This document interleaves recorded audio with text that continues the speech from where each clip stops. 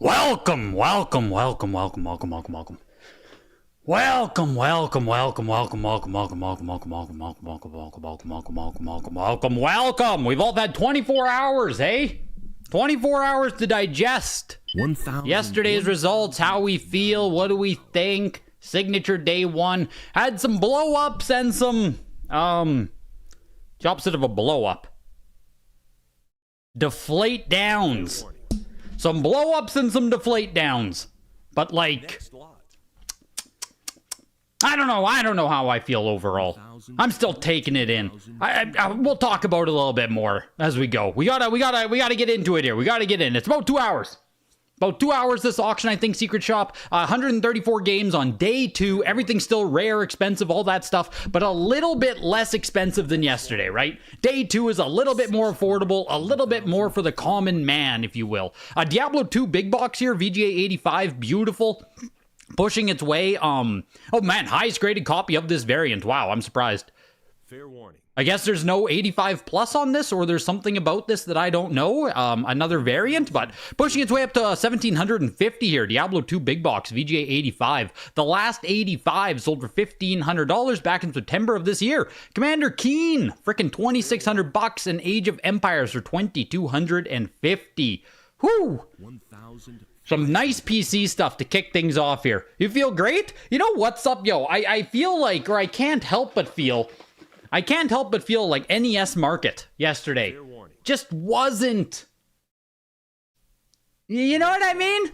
The NES market doesn't seem to be growing with participants, is what I saw yesterday. It still seems like the super rare games, those super hang tabs, or whatever it is, the NES market just isn't expanding faster than supply is still hitting the market. That's what it seems like for me. Fair warning. Stuff is still comping lower as it keeps coming up. Yeah, well, with the big VGA stuff, what do we have? 2 or 3 games, right? The Turtles 2 still was underneath comps. Fair warning. You know what I mean? Like, we can say that the VGA NES stuff did good. Turtles 2, 1,000. or was it a 90 plus versus 90? It might have been the separate grade there, but a bunch of those third-party hangers as a business try and lost out for sure. It wasn't a bloodbath, but when you bought them a while back, you figured they would be easy wins. 1,000. You'd think so, right, Hamster? Those are some of the rarest that NES has to offer, man. Like, you'd think that some of those hang tabs, super rare third-party, all that stuff would just be... you would think demand would be lining up. StarCraft with free strategy guide sticker on the front there, Protoss cover, collector's edition, special box. Yeah, this is cool. This is nice. Jeez. Pushing its way up to $2,500 here. Have they sold the big box collector's edition here? Next lot. I don't know if they've sold that before. 2,375 Loom is a game on PC here that I have never heard of. Never heard of Loom before. It went for $2,500. I guess it must be some kind of big Lucasfilm game, but I've never heard of it, personally. 85 plus for $2,500. Teenage Mutant Ninja Turtles, Manhattan Missions 90 plus, Mark Friedman collection.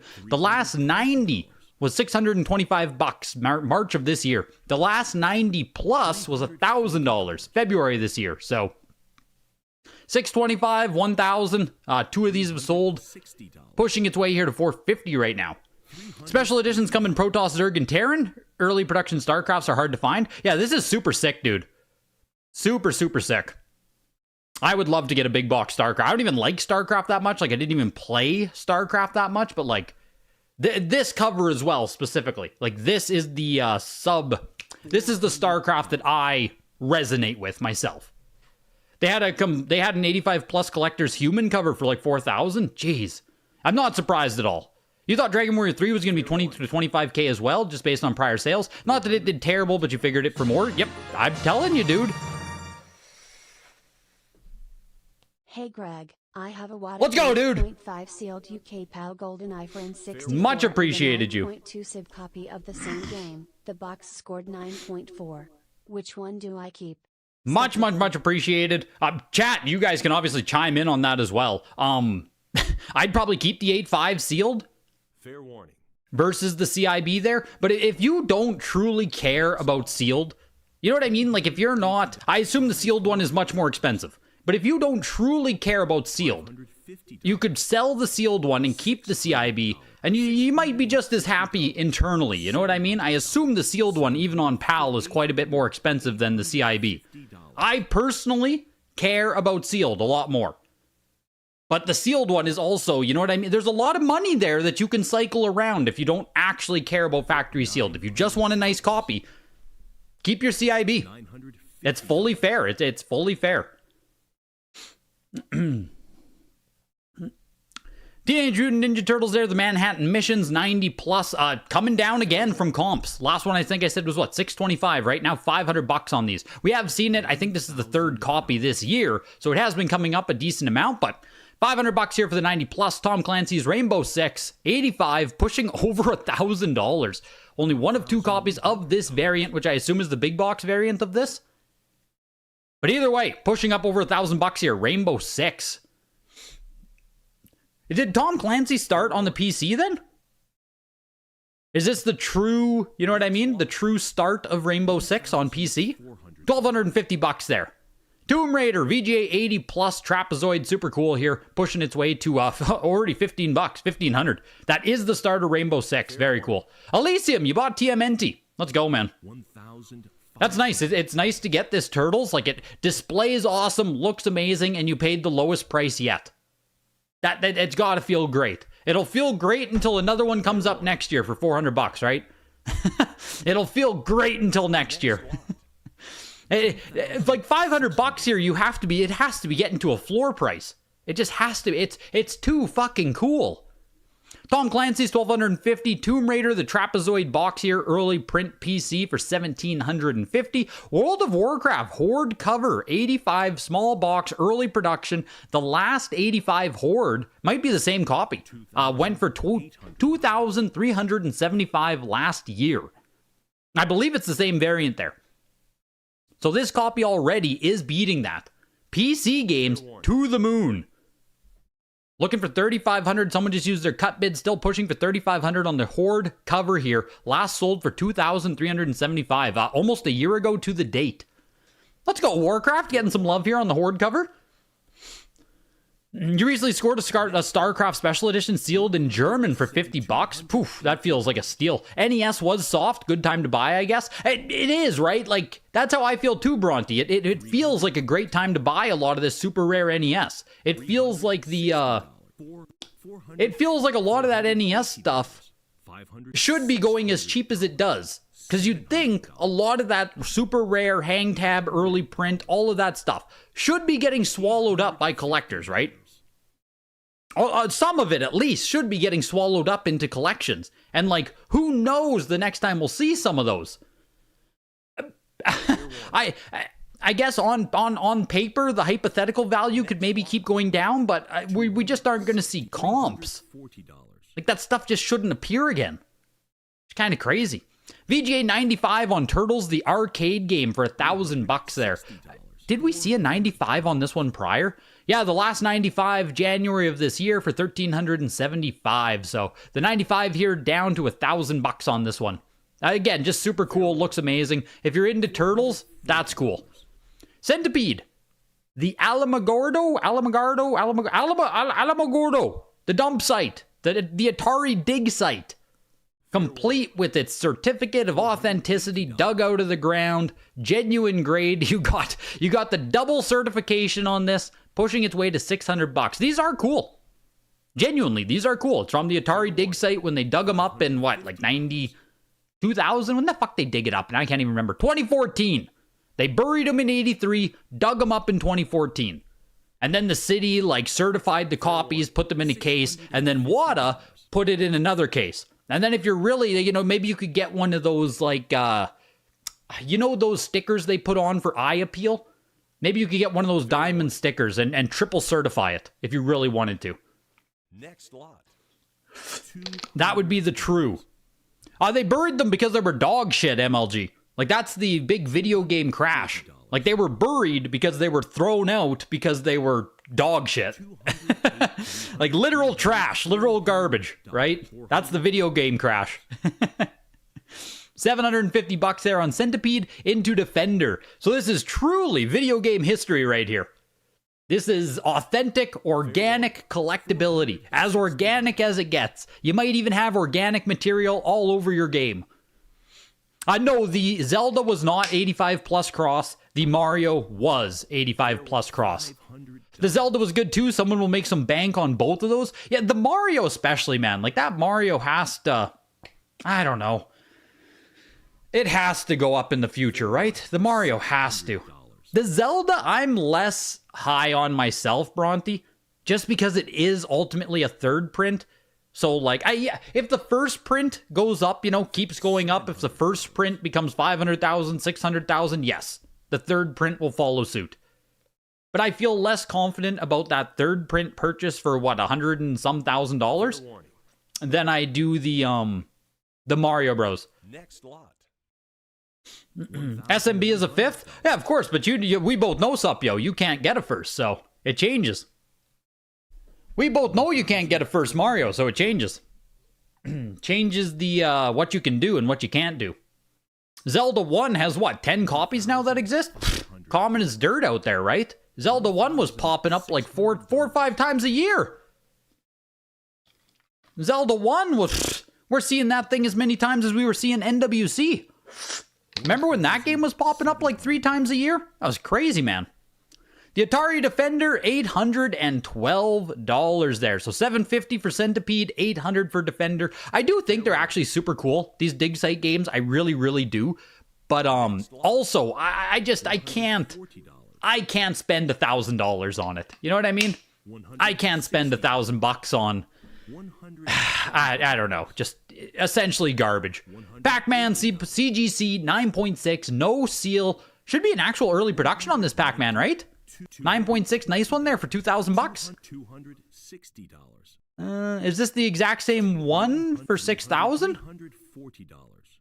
No.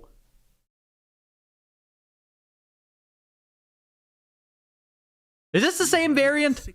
$380.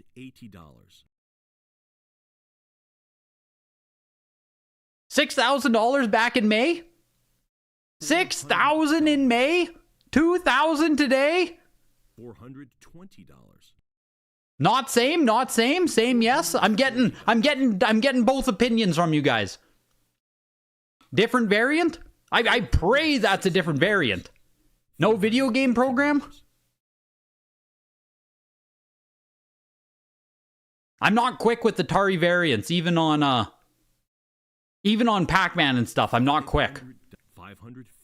So the May one doesn't say video game program. Gotcha. So the May sale is an earlier print. This one added video computer system or whatever text. So yeah, gotcha. Okay, this is we're fine. We're fine. Don't worry. False alarm. We're fine. We're fine. Pugsley Scavenger Hunt kicking off NES here. 9.48 plus. Late release, Addams Family, NES, pushing its way to 938. Only the third time at Heritage, and there are only 9 on the Pop Report. Pushing almost $1,000 here. You'd take the Zelda all day at 115K, but you had to back off. If that could have 90'd, it's a grail. $280. Zelda's just a later release game. It was always going to be a touch easier.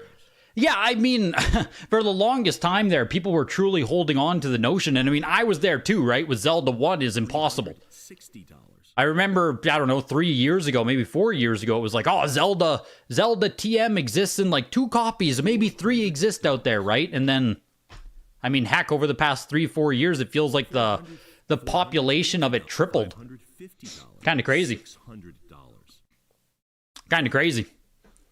Addams Family, Pugsley there, 875 into Athena. Mission Mario update. Nehai Park with the $1.99. Yes, I'm going to work on it this week. The Mission Mario update this week. Jonathan was in chat there talking. I'm hoping he's going to DM me. I'm hoping that Jonathan Thompson feller there is going to hit me up with a DM. He said he has 3 Marios, needs to get rid of a couple. I mean, hey, we can probably make something happen, right? I think my total is sitting at almost 8,000 US right now. I'm going to make an actual update video this week. I'm going to just... I want to just, like, clear my shelves. You know, I have those shelves sitting in this direction over here against my wall. I just want to clear them. I want to clear them out, just ship everything, get rid of this shit, and go from there. And maybe I'll be buying a Mario soon as well. But thank you, Nihai Park. Yeah, Athena's sick. Athena's sick. Another cool early third-party SNK hang tab here. $1,187, almost $1,200 on Athena. It's just... It is, again, just rare as heck. Monetization payment. Elaine! You're the best. You're the best, Elaine. This Athena here didn't... Oh, they're giving me 2022 comps. They're not even showing me hang tab or nothing. $1,200 doesn't seem huge, Supio, on this. I know it's only a 7.5, but, like... it doesn't feel... Now, maybe you know the comps. They weren't showing me price comps there, so... I don't know how high Athena hang tabs actually went. Fair warning. Or if people don't, you know, care about Athena nearly as much. Back to the Future 9.68++ for $1,200 as well. Bad Dudes 9.68+, the Hawaii collection and the Singer collection. Wow, it's a double collection. $750. Bionic Commando 9.88++ early print copy. The last 9.88++. I wanted to wait there. I wanted to wait. Signature fund. Thank you. Game Room Granny. I greatly appreciate it, you guys. Truly. Fucking appreciate it. Very, very kind. Very kind, and it helps. It helps everything, so I appreciate it. I'm glad you guys appreciate the streams. Bionic Commando, the last 9.88++ was back in May for $31.25. So here we go. Pushing up to one more bid, and it will beat that. Fair warning. Bionic Commando here will at least match or beat even its comp from back in May. There we go. Bionic Commando getting some love out here. 9.88++ early print copy of the game. Oh, it's a sick Bionic Commando. Absolutely it is. You want Bad Dudes, Eloist. Jeez, is that like your third or fourth win now at the, your third or fourth win at this signature? 1,200 seems light, yeah, but you're not sure. Yeah, it doesn't inspire me at $1,200. You know, it's one of those things where, like, I feel, Supio, if you were, you know, oh, hey, I'm buying an Athena hang tab and you're offering $1,000, no one would sell you one. That's how it feels to me. If you put a Facebook offer or Instagram or whatever and you're like, buying Athena, $1,200, I don't think anyone, it has mold. Is that moldy Athena? Fair warning. Next lot. No! Okay, well, I take back what I said now. All right, fine. $320. All right, there we go. It's moldy. All right, that's fair. That's fair. Man, a CGC's got to make it bigger or something. They've got to make it bigger somewhere on that label. I tell you, man. Bionic Commando did close for $4,250 there. So yeah, about $600 over its last sale there. That's nice. Nice on Bionic Commando. Bomberman, 9.48+ from the Carolina collection. Jesus, this must be, like, way back. Unless it's the exact same copy that sold in October, but I doubt it. 9.48+ did sell in October for $550. It does look like the same variant there. Yeah, different copy, same variant, $550. Just like a couple months ago. $500 this time around. All right, right? No, okay. Basically the same price. Bubble Bobble Part 2, 85 plus qualified. How much does someone want to pay for a qualified Bubble Bobble Part 2? Factory sealed is what? Almost $10,000 it looks like on quick comps? $1,400. Almost 10 grand for an actual sealed one. This is an 85 plus qualified, pushing to almost 2,000. So tired of hearing about the pedigrees. Yeah, I try not to, like, you know, I shout it out when it comes, but I don't put any stock into it myself, Ellen. It just is what it is. If you care about it, cool. If you don't, cool. Qualified means CIB. Qualified means CIB. The game is opened, everything inside is brand new. That's what it means. Opened, everything inside is brand new. CIB, unused. So however you want to categorize that in your brain, that's what it is. Fair warning. It's opened, but everything is brand new inside. Pushing its way to $2,000 here. Are NES the golden era for games and the most collectible graded game so far? Yes, by far, actually. Like the most expensive games will all be your like old Marios, Metroids, Zeldas. Fair warning. Those are truly like, the peak of the hobby still. The NES will have a lot of the most expensive games, but there's still like Super Nintendo has absolute grails on there. N64 has absolute grails on there. So NES is, their golden era, but there's really, really, really good stuff even as you go. Super Nintendo, N64, PS1 has some grails, But yeah, as a general statement, yes, NES, golden era, the most expensive stuff is on there. Bubble Bobble Part 2, the 85 plus qualified, $2,200. $2,200. A Game Boy doesn't get nearly as high, actually, in general, Zooj. Fair warning. There just aren't the same level of grails on Game Boy. You can get some stuff that's like 10,000, 20,000, 30,000. The Pokemon games obviously are like, they're right up there with grails, but a Game Boy in general just isn't as popular. But it's like, SNES, N64, Game Boy, you can throw it in that one for sure. A lot of expensive stuff on there, just not the tippy top ultra echelon. Die Hard 9.4 A plus rare late NES, the last 9.4 A plus. The last comps are all over they're old. The comps are old, man. Die Hard doesn't come up. The comps are like $3,800 in 2023. So right now it's looking for $1,600. Only 12 on the pop report. Fair warning. Rare on Die Hard. $1,500. Oh, buzzer beater. Pushing up to $1,600. Pushing up to $1,700. I mean, I wouldn't think the price, like, to me, Die Hard should be like that 2,000, 3,000 range still, though. Like if it sold for, $1,000 Supio, I'd be like, what the hell happened to Die Hard? What did it sell for? $1,600? $1,750. It's fine. It's fine. Burger Time, the 9.48 plus there, going for $2,750, and I think Bubble Bobble was actually right where I expected it. Someone else asked me about 85 plus Bubble Bobble. I think I said a couple thousand. Makes sense to me. Die Hard, $1,750. Disney Magic Kingdoms Adventure, or Adventures in the Magic Kingdom, sorry. 9.8 A plus plus, tied with one other copy, highest graded copy. $1,687. Jeez, I couldn't even finish my my description of it there. Chip and Dale Rescue Rangers 9.2 A plus. This auction has like day 2 is always going to be a little less volatile because the prices in general are more compressed. So even if stuff is selling lower than before, it's going to be a lot less noticeable because it'll be like, $200 less, $300 less versus 2,000, 3,000 less. And on the same way, if something sells for more as well. Everything's just a bit more compressed on day 2. So, in general, this side of the market has been showing a lot less volatility in general over the past, year or two. Yeah, I still love N64 era. N64 and NES are my two favorite eras for sure. For sure. Is there a day 3? No, this is everything today. We have about 100 more games to get through. Any big hitters? Like, yes and no, Dan. Yes and no. It depends where, you know what I mean? It depends where your scale for big hitters is. Like, Skate or Die is sitting at $4,000, right? 9.8 A plus right now. There's the Zelda 2 today. There's this Nintendo World Championships, like, sign-up sheet here. This is sitting at $2,500. So, like, day 2 is just a little bit lower in general, but some of the stuff in here is still, like a secondary title in amazing grade or a more rare game in an amazing grade.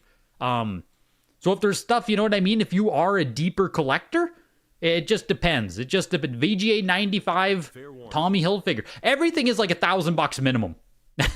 So it just depends what your definition of a banger is. You know what I mean? Everything is $1,000 minimum. That's, I think, what they strive for with the signature auction. So, you lowballed both auctions. So far, you won nothing today, but you won a bunch of stuff yesterday.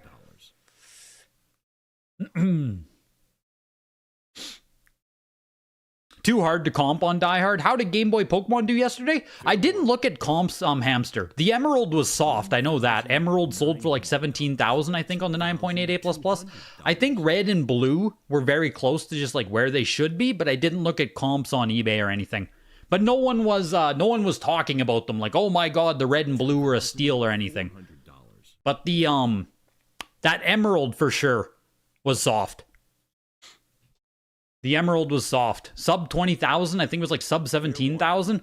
That's the cheapest emerald in a long time. Donkey Kong 3, 9.4, hang tab gloss sticker, first production. That's kind of crazy, man. 9.0 box, 9.6 cart, 9.8 manual, pushing to $3,500 on this. This is the nicest copy ever offered, as far as I can tell. 3,250 on the CIB. Complete in box. Used Donkey Kong 3. That's cool. Very, very, very cool. First print, gloss sticker, CIB. Just that's nice. That is nice. Donkey Kong Classics, 9.68 plus, early production here with the circle seal on it. Pushing its way to $1,000. Red and blue were mid. Smash Bros was soft. Yeah, Smash is still reeling from that case pack find. Like the case pack of Smash really just, smashed the price. It still needs to, we're just seeing it too much still. So, Smash Bros I do think will probably recover. Obviously, I think Smash 64 is, one of the, silver era, whatever word you want to use for it, right? Like, that is one of the marquee, important genre, like, that is a fucking great game. I think it'll bounce back, but, like, it's just going to take time on Smash. Finding a whole case of mint copies, it's... The market can absorb it, but it can't keep absorbing it at, like, $50,000 price tag. $850. Duck Hunt, 9.4 CIB hang tab copy here, pushing its way to almost $1,000, over $1,000. Donkey Kong Classics, $1,000 there. You were the underbidder on the Smash. Someone beat you with their cut bid. Jeez. Yeah, that's crazy that you were actually the underbidder time capsule. That's crazy. Would that have been, like, would you have tried to quick flip that, or would you have just held it? Or would you have just, posted it for sale? If it sells, it sells, and you're not worried. Because that's even at 40,000 or whatever it went for, like, it's still not, it's not nothing. It's not nothing. Yeah, people always want Smash 64. That is the, Smash Ultimate is still the, like the marquee frickin' Nintendo franchise. That one would go to your personal collection. That's cool. Yeah, Duck Hunt is pretty strong, I think, just for a CIB hang tab. Like, this isn't a first production, second production. 9.4, beautiful copy of Duck Hunt, obviously. Cracked $1,000 on it. Not too shabby. Flintstones, Dino and Hoppy, 9.68++. Pushing to 2,200. The comp on this must be from a long time ago because this is Indiana collection here. 2,125. This is nuts too, dude. Like this probably could have been a day oneer right here. From the Ippy Seagert, the 9.88++ early print, one of only two 9.88++ Friday the 13th first production copy. Pushing to $2,200 here. I didn't realize this was only a pop 2 until someone else pointed it out to me. Kind of freaking cool for the horror fans out there. Next lot. Pushed its way to $2,125. Same price as the Flintstones. See, personally, between the Flintstones and Friday the 13th, I'm taking Friday the 13th all day, every day. Sure, it's a dog shit game, it's LJN and all that, but like, you're telling me I can get some of the, iconic horror in perfect grade? $950. Give me that all day, man. All day over the Flintstones. No one even know who is Fred Flintstone, Indiana Jones Temple of Doom, 9.68++. Yeah, exactly. This is a conversation piece right here. That's a conversation piece. Just way cooler than the Flintstones. I mean, obviously I've watched the Flintstones and stuff, but like, maybe I'm just too young to really resonate with the Flintstones. My dad used to like it. It was always on the TV. I've watched a fuck ton of Flintstones. He owns like the DVD box set. Fair warning. I don't know. Indiana Jones Temple of Doom, 9.68++ for what, $1,500 here? It's harder for me to say if this is soft or not, Game Gallery. Like, in my mind, something like Friday the 13th should sell for more than $2,000. Some of these CIBs here I thought did really well. 1,800 on Tailspin doesn't seem weird. 2,000 on Chip and Dale, that seems fine. Yeah, I wouldn't, like, nothing is super standing out to me here as like, oh my god, these are super shitty sales. That's at least me so far. That's my take so far. Yesterday, I think a lot of the NES stuff did do kind of bad, to be honest. You know, just to be frank with you guys, to not mince words here. I do think yesterday had a lot of soft NES in it. Fair warning. But Chip and Dale has an open crackline note. What? I'm sorry, what? $1,700.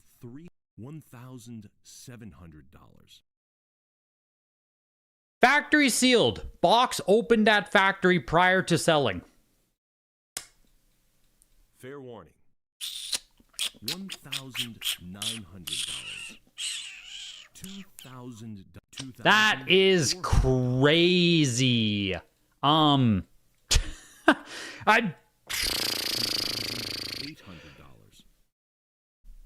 Karnov 8.08 plus there for a Rev A for $1,500. You have Karnov CIB. Never played Karnov myself. Never played it myself. I've heard good things, but 8.5 CIB TM Zelda first print for $3,250. See, like even this, I think this is good. I think that's a good sale on an 8.5 TM Zelda, isn't it? Like $3,250? I think that's good. $1,300. You should have snagged Karnov so cheap for the 8.0. Here's another CIB. Oh, I thought it was a first print for a second. 9.4 CIB Tyson. Still frickin' beautiful, man. Rev A, early, circle seal, whatever you want to say. Mid-production, I guess, is what it technically is, but it's a circle seal. It's nice. Pushing its way here over $2,000. How much were you paying for them, Alma? Like, this feels expensive. This feels like a price you would not pay at $3,000. The last 8.5 TM Zelda was $1,100. $1,100 for the last 8.5. Now, I'm sure there's different pieces inside, right? I'm sure there's different pieces. But, like, I don't think this one had exceptional pieces in it.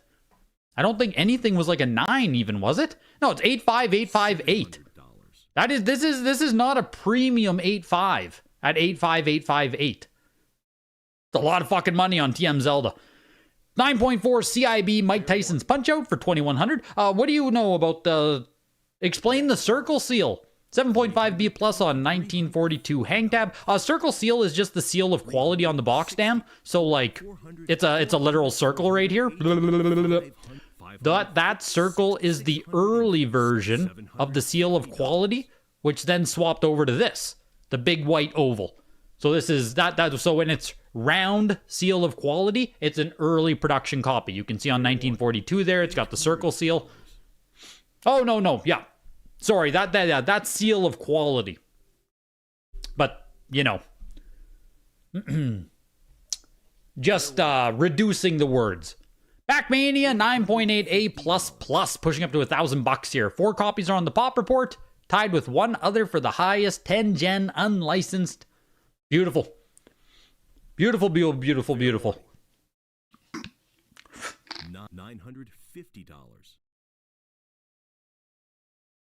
And that Zelda doesn't even specifically say it's a cassette manual. Oh, it's a matching components. You know what's crazy? Is if it says matching components, you have to assume it's not a cassette manual inside. Like, you know what I mean? You have to assume it doesn't even have the map inside. Whew, that's a lot of money. That's a lot of money on that TM Zelda right there. I didn't even realize it was matching components. Spooky. Backmania 9.8 A++, pushing up to almost $2,000 here.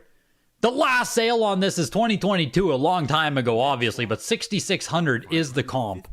$1,625 today, but yeah, that's all the way back in 2022, right? I just want to point it out because it is a little bit silly, but $1,625 for Pac-Mania. Prince of Persia 9.6 A+, pushing up to almost $1,000 here. The last 9.8 A plus earlier this year was $2,100. So this copy right now is almost at $1,100, just passing the halfway mark there. If a 9.6 can always get to like half of the 9.8, I think that's great. $950.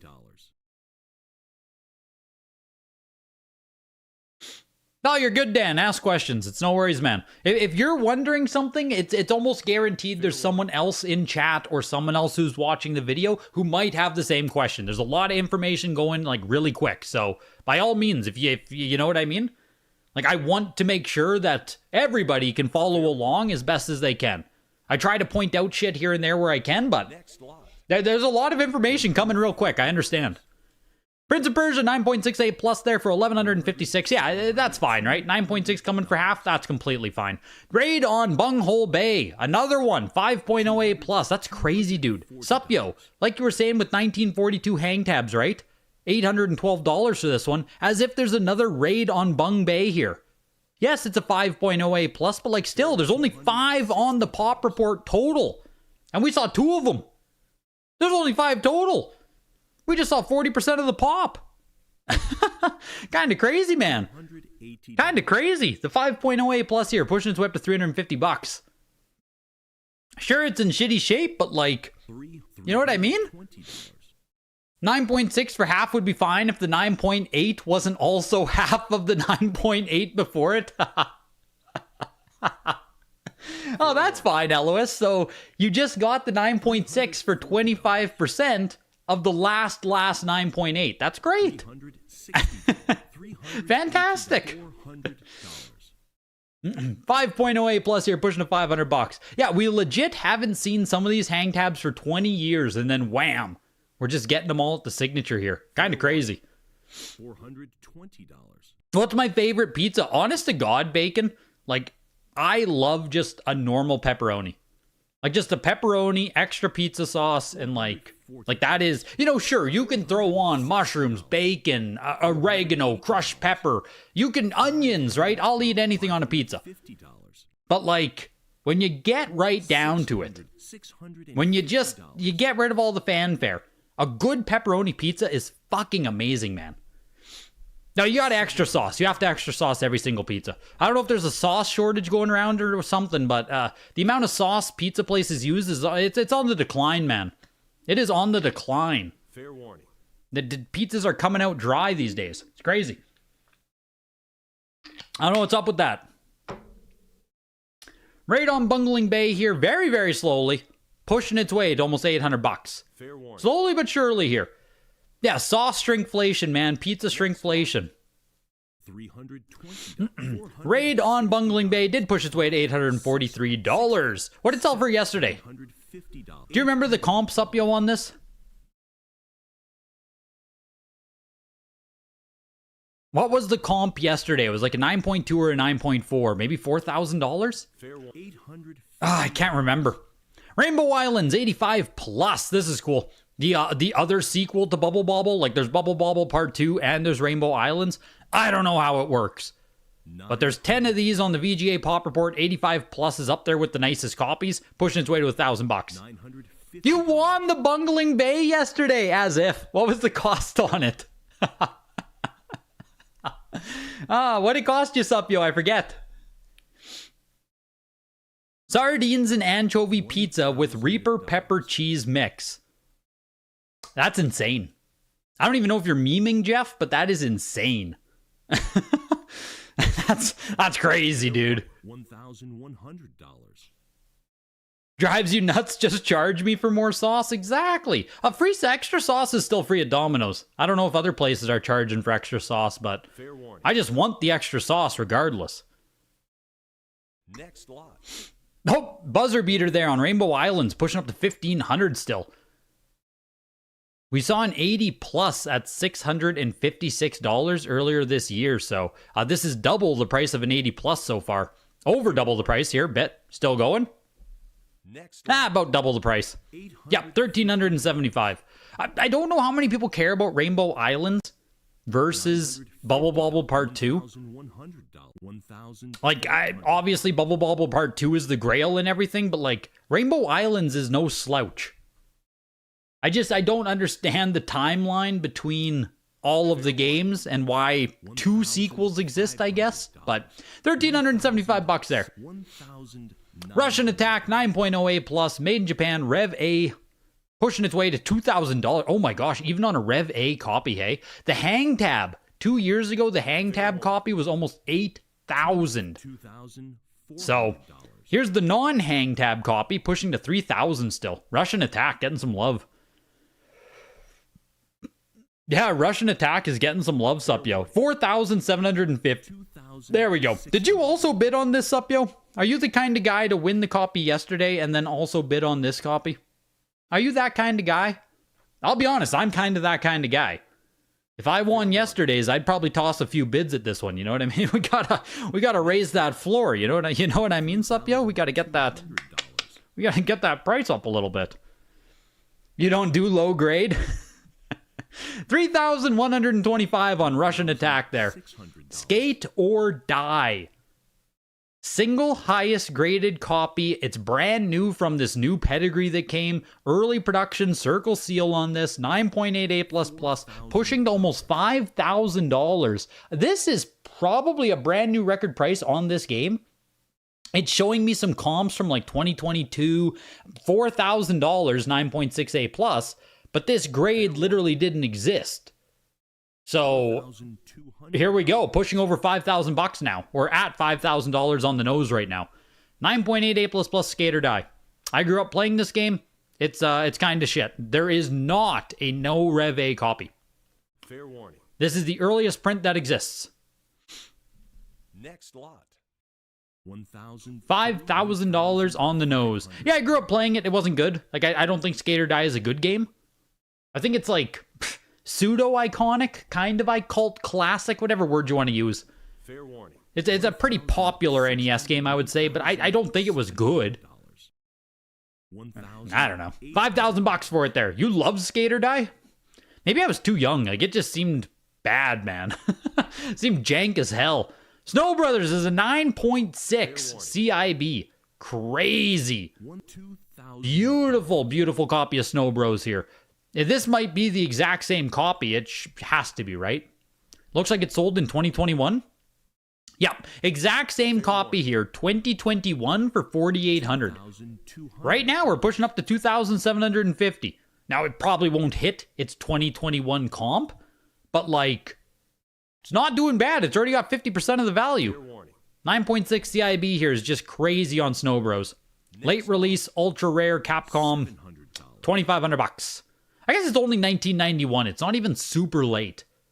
Not even super late on Snow Bros, but $2,500 on the 9.6 CIB. As nice as it gets. As nice as it gets. Oh, you bought the Snow Bros there, hamster. Nice as it gets. Like I said, that's...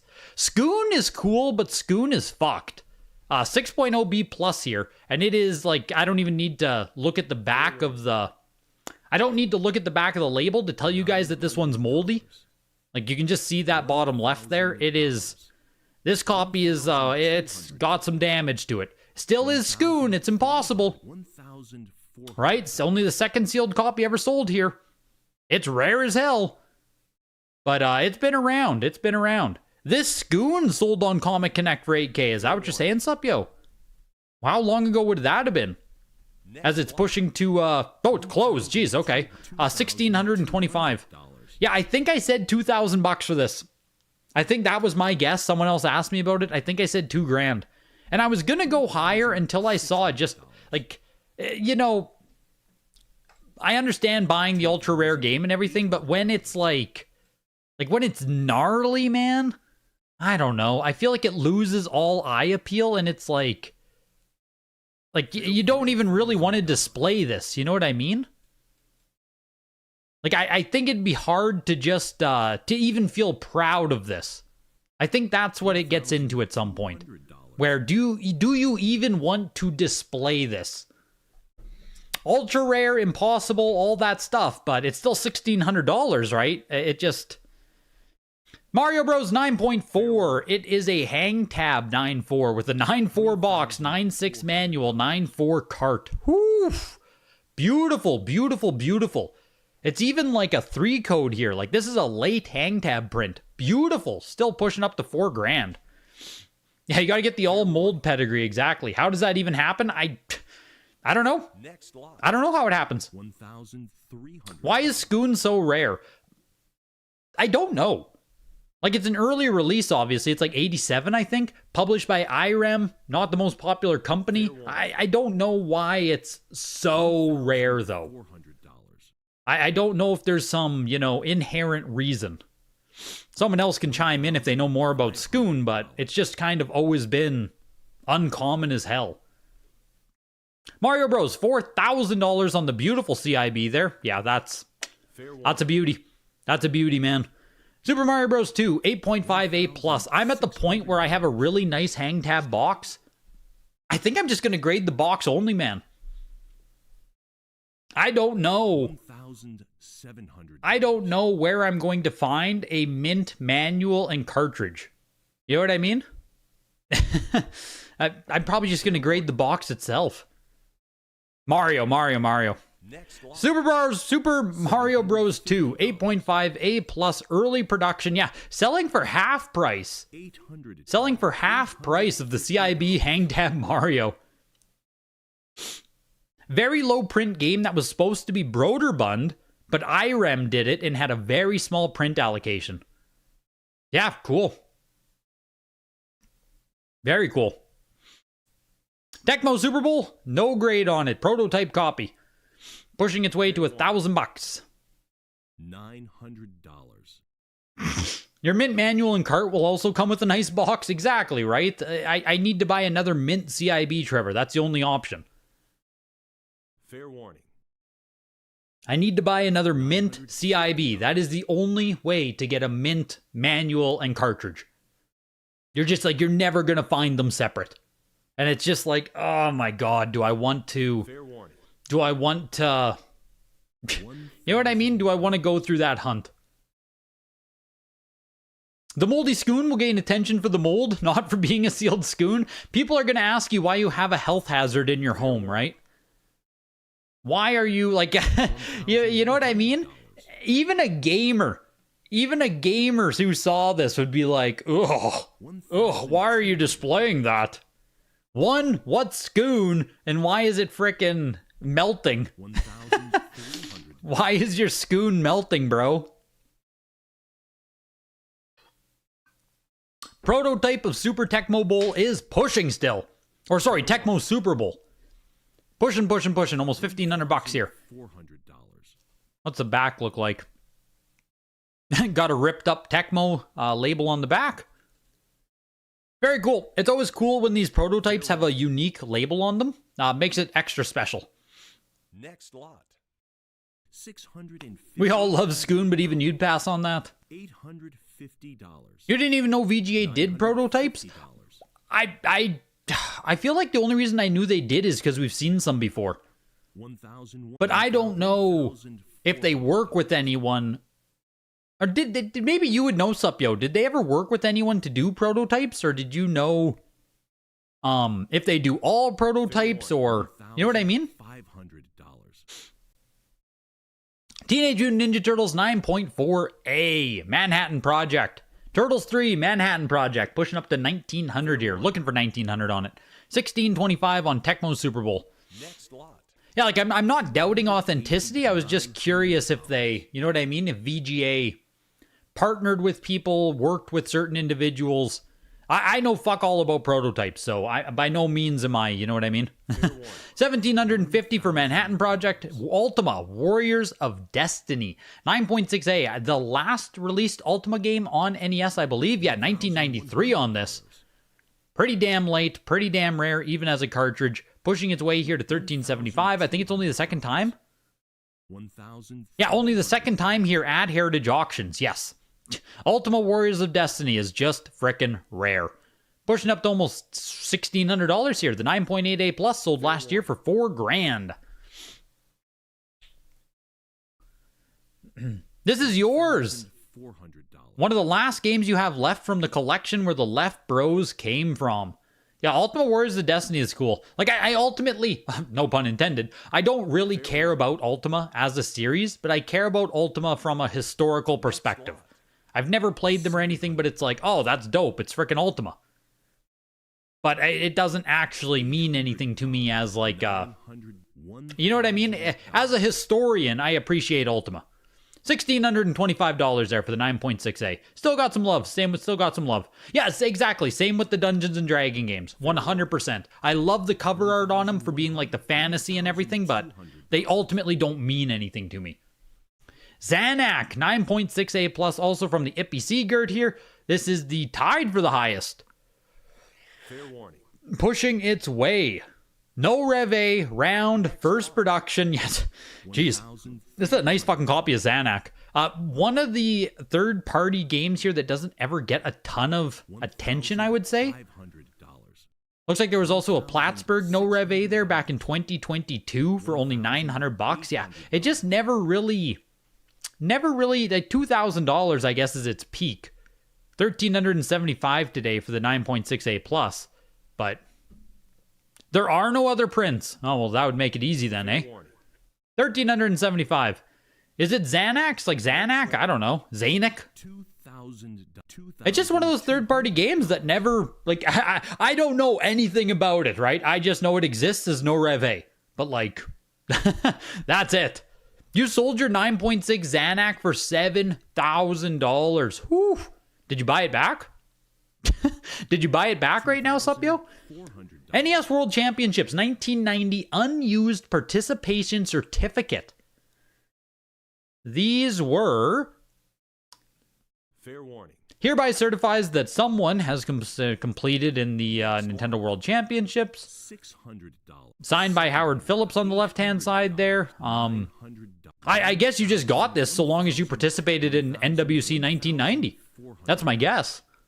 All you had to do was participate, and I assume you were given one of these. $2,750. That is, that's nice and that's crazy. That's nice and that's crazy. Damn. Next lot. Kujima Dracula here, VGA 90, Super Castlevania 4, I believe. $1,625 on the 90. I think that's up. 1,100. 1,000. No, never mind. We've never seen the 90. 1,009. Looks like this is the nicest copy that's ever sold of this for $1,625. Only 10 unopened copies. 2,200. I think it's the nicest copy here, $1,625, which is still below the record price for VGA 85. You wanted Elijah. There we go. I was going to say, this doesn't seem bad for the 90 at all. Doesn't seem bad for the 90 at all. Diddy's Conquest, 9.48 plus, made in Japan, first production copy, pushing up to $3,000 here. Next What? lot. 400. Wasn't there a nicer copy yesterday that sold for like the exact same price? Am I crazy? Wasn't there a 90 yesterday? $50. $3,000 on the 9.4A plus. What was the Diddy yesterday? $700. It was a VGA 90 for the same price, right, Trevor?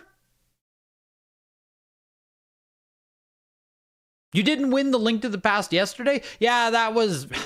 It's unfortunate that Link to the Past yesterday went for more money. Oh, $4,750 yesterday for the VGA 90. All right. The 90 is still probably a better deal. I agree. F-Zero 9.0 A plus first production with the recycle symbol upside down. Here's a new variant. There's a few Super Nintendo games that have the recycle symbol upside down on the back. It's right here. So if you don't even know, like you wouldn't even know it's upside down unless you know what it's supposed to look like, right? But this is upside down. This marks it as a true first edition. I think SimCity is the same way with the upside down marker on it. So, yeah. Super minor variant there. $937.50. I agree. F-Zero should be worth more money, Supyo. I have said that for a long time. I have long been on the wagon that F-Zero is too cheap. I just don't know if anyone... I haven't been able to convince people to care. Okay? Final Fight VGA 90 plus for $750. Imperium 9.2A. Highest graded copy out of just 3 on the Pop Report. Top copy ever sold here at Heritage. No one cares, Supyo. $1,100. No one cares. $687.50. I agree. Imperium is rare as fuck.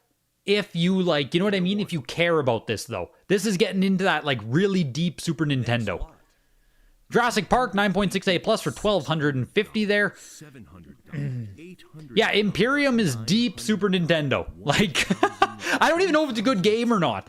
All I know is that it's like pretty damn rare to find even CIB. But like, it's pretty damn rare to find people who care as well. You have F-Zero Player's Choice. When am I rich? Soon, soon, soon. It's coming, it's coming. It's coming, it's coming. You're going to ask your friend. He almost has a full set. Yeah, if you can ask him live right now, I would love to hear his opinion on Imperium. If it's like rare, if it's sought after, if it's a good game. You know what I mean? Mario's missing 9.6A plus. Just pushed to $2,500. This Jurassic Park 2 was sold, this went unpaid. I don't remember what it sold for the first time, though. $9.6A plus here. I think it's like the highest graded copy ever. $900. This went unpaid the first time, though. $1,250 this time around. But Mario was missing $2,500 there on the 9.6A plus. Mario Early Years Fun with Numbers. 9.6A. $1,500. Didn't I grade one the same grade? Jeremy did, Trevor. This is Jeremy's copy, speaking of. That is Jeremy's copy that we sent in for him. Fair warning. That's how I know it went unpaid. Mario Fun with Numbers, the 9.6A pushed its way up to $1,750. These feel decent for these Discovery Series children's learning ones here. Right? These shouldn't sell for much more than that, should it? $2,500 on Mario's Missing? $1,750 on Fun with Numbers? I'm not getting any kind of quick comps, only 9 copies of this on the Pop Report. This is the nicest one on the Pop Report, it says. Jesus. Maybe it should have sold for more than $1,700. But also, I mean, who cares? Right? These are like, who wants the Fun with Numbers games? Full set Mario collectors? Maybe, I guess. Mario's Time Machine 85 plus. No copies, graded higher out of 10 on the Pop Report. Fair warning. Are we done with Jeremy or with Greg's weekend rental? Yes, indefinitely, I would say. Yes, indefinitely. 1,400. For now, yes, indefinitely. So, it might kick up again in the future. Like, I'm not saying it's, I'm not saying it's dead forever, but for now. $700. Mario's Time Machine 85 plus for $875. I think the game's way cooler on NES personally, but here's the SNES version. Mega Man X 90 plus. It is a Majesco copy, pushing its way to still $2,200 here. Still not bad here on Majesco Mega Man X 90 plus is just that is stupid high grade. So beautiful copy if you're fine with Majesco, right? If you're not picky. $2,125. SimCity 9.6A plus. Hey, yeah, speaking of, right? First print SimCity, upside down recycle symbol. So again, on the back here, it's supposed to form a triangle. That's how you know it's upside down. It's not a triangle, right? The point is at the bottom. But yeah, SimCity, first print, upside down recycled, 9.6A plus, pushing up to $1,875. Looks like the last first print was last year to the date. CGC 9.6A for $2,750. So this copy right now is looking for $2,000. Needs a few more bids in there to reach the sale from last year on this. Very rare first print. Yes, sir. Yes, sir. One of just 11 on the Pop Report. Fair warning. Pilot Wings is the other one. I believe you are correct. $800. I believe you are correct with Pilot Wings being the other upside down symbol. Sealed SNES collector here. You won the Imperium. You have a rough one that you traded in the past. Sealed game number 673 out of 725 secured. That's crazy, Jonathan. Damn, dude. You're almost done the sealed SNES set. Like, you're almost done, dude. That's nuts. ActRaiser also has an upside down symbol. SimCity looking for $2,300. Selling at $2,250. So yeah, falling a bit short of its sale last year for the CGC 9.6A. It is $500 less for a better condition copy. Nice SimCity for someone to pick up. Very rare early SNES SimCity. Like, it's a cool game. Cool game. $2,250. Mario All-Stars 9.4A on this. pushing its way to almost $2,000. Jeez, man. I'm still waiting for the day this game becomes affordable. 9.2A plus last sold in May for $4,000 frickin' dollars. Yikes. 9.2A plus last sold for $4,000 earlier this year. 9.4A pushing $2,000 here. Oh, sealed SNES set is crazy. Crazy goal. That was your SimCity. You caught people sleeping on eBay because of the variant. Went for like $650 at auction. There's a nice little win for you, hamster. There's a nice little win for you. Offset some other stuff. Can't complain at that at $2,250. Super Mario All-Stars. Next lot. Is there a variant on All-Stars? I don't think there is, right? Super Metroid 8.5A. Is it gonna... What just happened? Why didn't that load? Oh, there we go. 9.4A Mario All-Stars. Yeah, the last 9.2A plus was $4,000. The last 9.4A in 2023 was $2,700. This might be the cheapest Mario All-Stars has like sold for, I don't want to say ever, but like this is the lowest it sold for in a long time on All-Stars. Maybe my wish is coming true here, man. Maybe I should have just bought this copy. 9.4A for $2,125. It's just a super nostalgic game, right? Like All-Stars is fucking awesome. Obviously, it's a compilation at the end of the day, but like super nostalgic, it's great. Super Metroid 2,375 for the 8.5A. Super Metroid VGA 90 selling for 1,875. How's that on Super Metroid? The last VGA 90 was 3,250. Whoo! 3,250 tonight, 1,875 on Japanese Super Metroid. That's also coming down to a point where I can, I might be able to get myself a Super Metroid here, Trevor. A nice little Japanese Super Metroid someday. You know what I'm saying? Fair warning. Everything's coming down, which is, I mean, hey, there's still a ton of shit I want to buy, so I can't complain too much. If stuff keeps coming down, I just keep buying more. You know what I mean?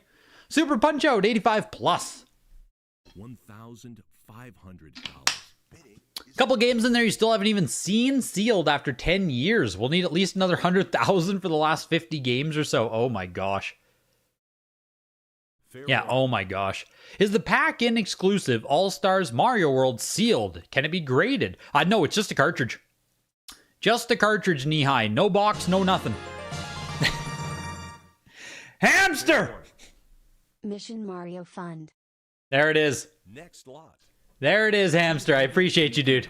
Right to the Mission Mario Fund. I swear I'm not going to get Dominoes after this. You have my word, good sir. No Dominoes. No Dominoes. You have my word, good sir. Super Punch-Out going for $1,812 there. Yes, I don't think Metroid 4 should be pumping this, right? Metroid 4 should be pumping Super Metroid. Fair warning. Maybe we're still too early. Maybe we have to wait until Metroid 4 actually hits. Then we can you know what I mean? Maybe then we can see Metroid start getting some pump. Because right now I would say no. Super Return of the Jedi 9.4A plus actual JVC first release copy. You're gonna see these printed to shit, right? Like Return of the Jedi, Super Star Wars, all those games, they were reprinted to shit. But the actual first prints here are JVC who did the publishing versus I think it's THQ who did the reprints. So these JVC made in Japan, like these are actually pretty darn scarce to find first prints of. They're valuable, and you can keep your eye on CIBs as well. Like the first prints of these Super Star Wars games are actually they're cool games. Super Street Fighter 2 90 plus. You bought a 9.6A plus reprint for like $200. Yeah, the reprints were truly reprinted. They reprinted those. They got them out there. Fair warning. You just remembered you bought the Snow Bros on Etsy in 2021 for like $700. Oh, Mercari, not Etsy. Oh yeah, Mercari makes way more sense. That's crazy. Somehow Domino's still has more than service. Oh, Domino's is good, dude, for what it costs. Domino's is good for what it costs. Like, I will defend Domino's. I would take a sponsorship tomorrow for Domino's Pizza. I would happily pump them. They have a great pizza at a great price. Belmont's Revenge, Castlevania 2. It's not a signature auction if we don't have Belmont's Revenge in it, right? It's not a signature if we don't have Belmont's Revenge. 9.6A plus. The last 5 copies that we saw were all 9.4A plus. We finally have a 9.6 here, pushing its way to $1,500. The 9.4 kept selling for less every single time it came for auction, going all the way back to 2023. 5 copies. Every single time it hit, it sold for less. The 9.6 today is pushing to $1,500. Maybe? Didn't get there. This sold for a little bit more than the second last 9.4. a little bit more. $1,437.50. A little bit of love there on the 9.6. Just a little bit of love. It's crazy. Super Street Fighter 2 90 plus for $1,250.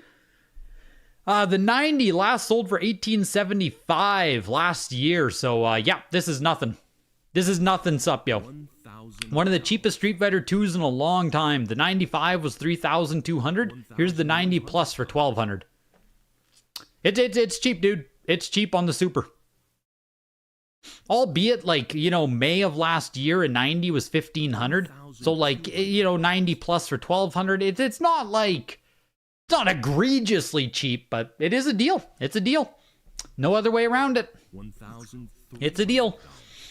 Disney's DuckTales, 90 plus. This is the THQ reprint. This is what we were talking about here with yesterday, right? Yesterday had a Capcom DuckTales. This one here at the top of the box, you can see THQ. They did the reprint on DuckTales and a few other Capcom games on Game Boy, I believe. 90 plus here is still pushing its way to $1,500, so.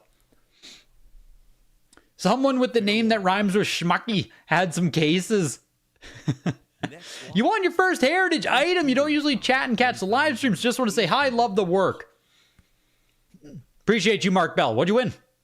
I'm curious what you won, man. What'd you win? What'd you win? Congrats on your first game. It's all downhill from here, man. Now you're in the deep end. Now you're frickin' toes wet jumping in. Donkey Kong Land, 85 plus. Beautiful copy. Pushing up to $2,500. Yeah, beautiful copy. Here's the Game Boy, like we were saying, right? Cooj, if you're still here. Coogie. I think it was Coogie. Game Boy stuff does sell good, like, by all means, right? Game Boy stuff isn't cheap. It just doesn't have that, like, super upper echelon tier outside of Pokemon.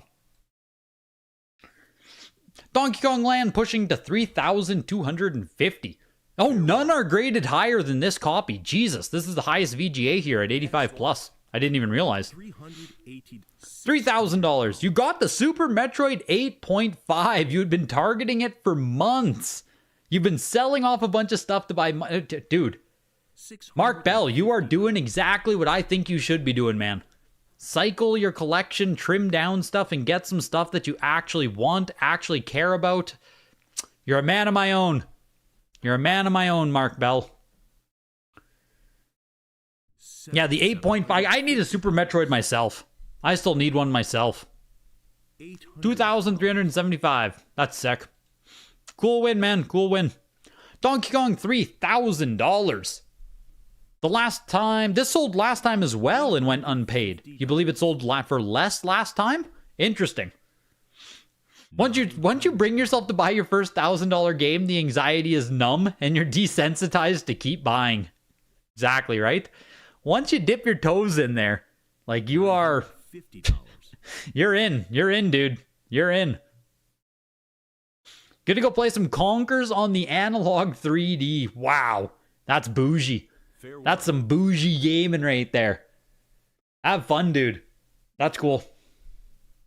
Double Dragon on Game Boy, 9.4A plus. I actually, like, I know you're saying you love it, Supyo. Like, objectively, this is like, why did they shrink the art like this? Why is it cropped like this? This is like a box design, like a tragedy, like a sin. Whoever did this should be fired, right? Like, it doesn't make any sense. Fair warning. An absolute just Crazy. 1,200. Oh yeah, Dragon Warrior. Dragon Warrior on Game Boy here. That's a good catch. Good catch, Elijah. Dragon Warrior on Game Boy. Fair warning. It's so weird. That's why you love it. Yeah, cool. Dragon Warrior 1 here. 9.48 plus. This is only 7 on the pop report. Second highest graded. 9.4A sold 2 years ago for $2,600. 2 years ago is pretty frickin', long time ago. Tonight, selling for $1,500. Double Dragon 2, 85 plus. 17 copies of Double Dragon 2 on the pop report, pushing up to 575 here. 550. 600. The Final Fantasy Double Dragon, get your bids in, exactly. Exactly. You'd way too much random stuff, it's time to focus. Yeah, I mean, I don't know how old you are, Mark, but, the more years you do your collecting and everything, at some point it's just like, shoot. As fun as it is owning thousands of video games, I don't know. It loses its appeal a bit, It loses. Once you have to move houses a couple times when you can't display everything, it loses a lot of its luster to have 2,000 video games, 3,000 video games. I know some of you guys probably have that, so. There's a Super and Super Metroid for a reason. I need to play it. That is one of my, I need to play Super Metroid full way. Not new to Sealed either. You've been a Sealed collector for over 20 years. Oh, man. Oh, man, you're in then, dude. If you've been buying Sealed for that long, you probably have one hell of a collection. Yeah, this is... oh, wow. We're opening up the floodgates now. You're opening up the floodgates now, man. Now I'm curious. If you're in the Discord or anything, free link in the description, of course. If you're in the Discord, share your collection, man. Always curious. Always curious to see what you guys are hiding out. Your hidden collections there of people who don't share much and stuff. Would love to see what you got. The Final Fantasy Legend. This is also a Square first print copy. I was talking about it yesterday with all the Final Fantasy Legend games on Game Boy. Final Fantasy Adventure. Look for the Square first prints. On the bottom of the game there, it says Square. Look for the ones printed by Square. Almost all the copies you find are going to be Sunsoft. Square did the first prints. Here's Sunsoft, just like I'm saying. Here's the reprint, right? If you see down here, Sunsoft. Sunsoft reprinted these. You have to find the ones that are actually Square. Which is easy, because of course, Final Fantasy, Square, just makes sense. It just makes sense, you guys. Final Fantasy Legend going for $2,000 in the 9.68 plus. Final Fantasy Legend 2 here, pushing over $1,000. You have a rule, never cross the $1,000 mark. $1,100. Or 1,000 games, you mean, House the Moose. 1,000 games. I mean, frick, I think I'm still above 1,000 games, which is crazy. I've been tearing down my collection. I'm positive I'm still over 1,000 games. Would the Final Fantasy Legend be a 9.8 without the sticker? It's very unlikely. The sticker generally only affects the seal grade, so you're A+. And even then, if you remove the sticker, I mean, I doubt it would turn into an A++. So no, it'll, you can see over here, a little bit of corner damage and stuff. It won't be the sticker that holds back 9.6 and 9.8. Or at least, almost never. Stickers are going to be almost entirely seal grade instead of box grade. $800. Ninja Gaiden Shadow 9.68 plus plus. Final Fantasy Legend 3 going for $1,000, and Legend 2 the 9.88 plus plus. $1,375. You're over 1,000 games, but that counts 200 loose disc PC. Oh my gosh. Yeah, stickers are pretty darn negligible. I agree. Like those big magnetic ones, you might actually get a detriment, but a small store sticker, it's almost negligible. $1,300. It's a difference in eye appeal. If you like the sticker, cool. If you don't like it, cool. It's probably not going to change your grade. You're in the Discord. A lot of Commodore 64, Mega Drive, SNES. One of those strange people that don't care about NES. Very cool. Very cool. Yeah, Commodore 64 collecting, that is a, that's a rare one. That's a rare one. There aren't many of you guys out there. And of course, tonight's auction is sponsored by Heritage. Huge thanks to them sponsoring. Huge thanks to you guys hanging out with me again here on the Saturday. Videogames@ha.com. Referral links in the description. The next signature auction is coming up in February of next year. February 2026. If you want to be involved, if you want to be included, you had some expensive stuff, nice stuff, all that stuff. You want to get into the next signature, videogames@ha.com, referral links. If your stuff isn't graded, they can help you get it graded. They can put it up for auction, all that good stuff. Find out if Heritage Auctions is the right choice for you and your games. Maybe you have a Paperboy. Maybe you have a Paperboy, factory sealed, which for some reason always sells for multiple thousands of dollars. Videogames@ha.com, huge thanks to them sponsoring. Paperboy 9.88 plus here, pushing its way. It is a TM, early production, first print, whatever you want to say. It's the highest graded copy out of 4 on the Pop Report. Paperboy on Game Boy for $2,500. $2,500. $1,875 for Ninja Gaiden Shadow. $650. $1,875 for Ninja Gaiden Shadow. $2,500 on Paperboy. Superman 95. Is this going to get pumped? None graded higher than this 95, 9 on the Pop Report, Superman pushing to $1,200. I don't think Superman on Game Boy matters, but it's Superman, it's factory sealed, and it's fucking mint. So you're gonna get, you know what I mean? You get like comic collecting overlap and stuff. Yeah, maybe you can find a first print Mario in your mom's attic and sell it for 9 mil, right? We can push Superman to 9 million. Yeah, I think Game Boy Case Pack is 6. Or is it 4? Is only 4 copies on Game Boy Case Pack? Or is it 6 still? I actually don't know. But yeah, I assume there was a case pack of this. Right, at least one case pack. That's why we have 95 uncirculated here. Pushing up to 1,750. 95 uncirculated. Stickers do hurt the VGA grade, but you don't think they do that anymore? Yeah, I would expect stickers more on VGA to affect your thing, especially if we're talking about the 85 plus level. That's where I would expect stickers to really affect a grade. You know, maybe you clear off a sticker, you clean up the game, and it's like, maybe it's the one thing that bumps you to an 85 plus. You know what I mean? Otherwise, yeah, pretty darn negligible. Follow the Foot Clan, 85 plus. Early address again on this, pushing up to almost $4,000. What was yesterday's? We had Follow the Foot Clan yesterday, early production Buffalo Grove, right? Does anyone remember the grade and price on that? This copy's still going, looking for $4,000. $5,000 yesterday. What grade, Ello? 9.8 yesterday for $5,000. Jesus.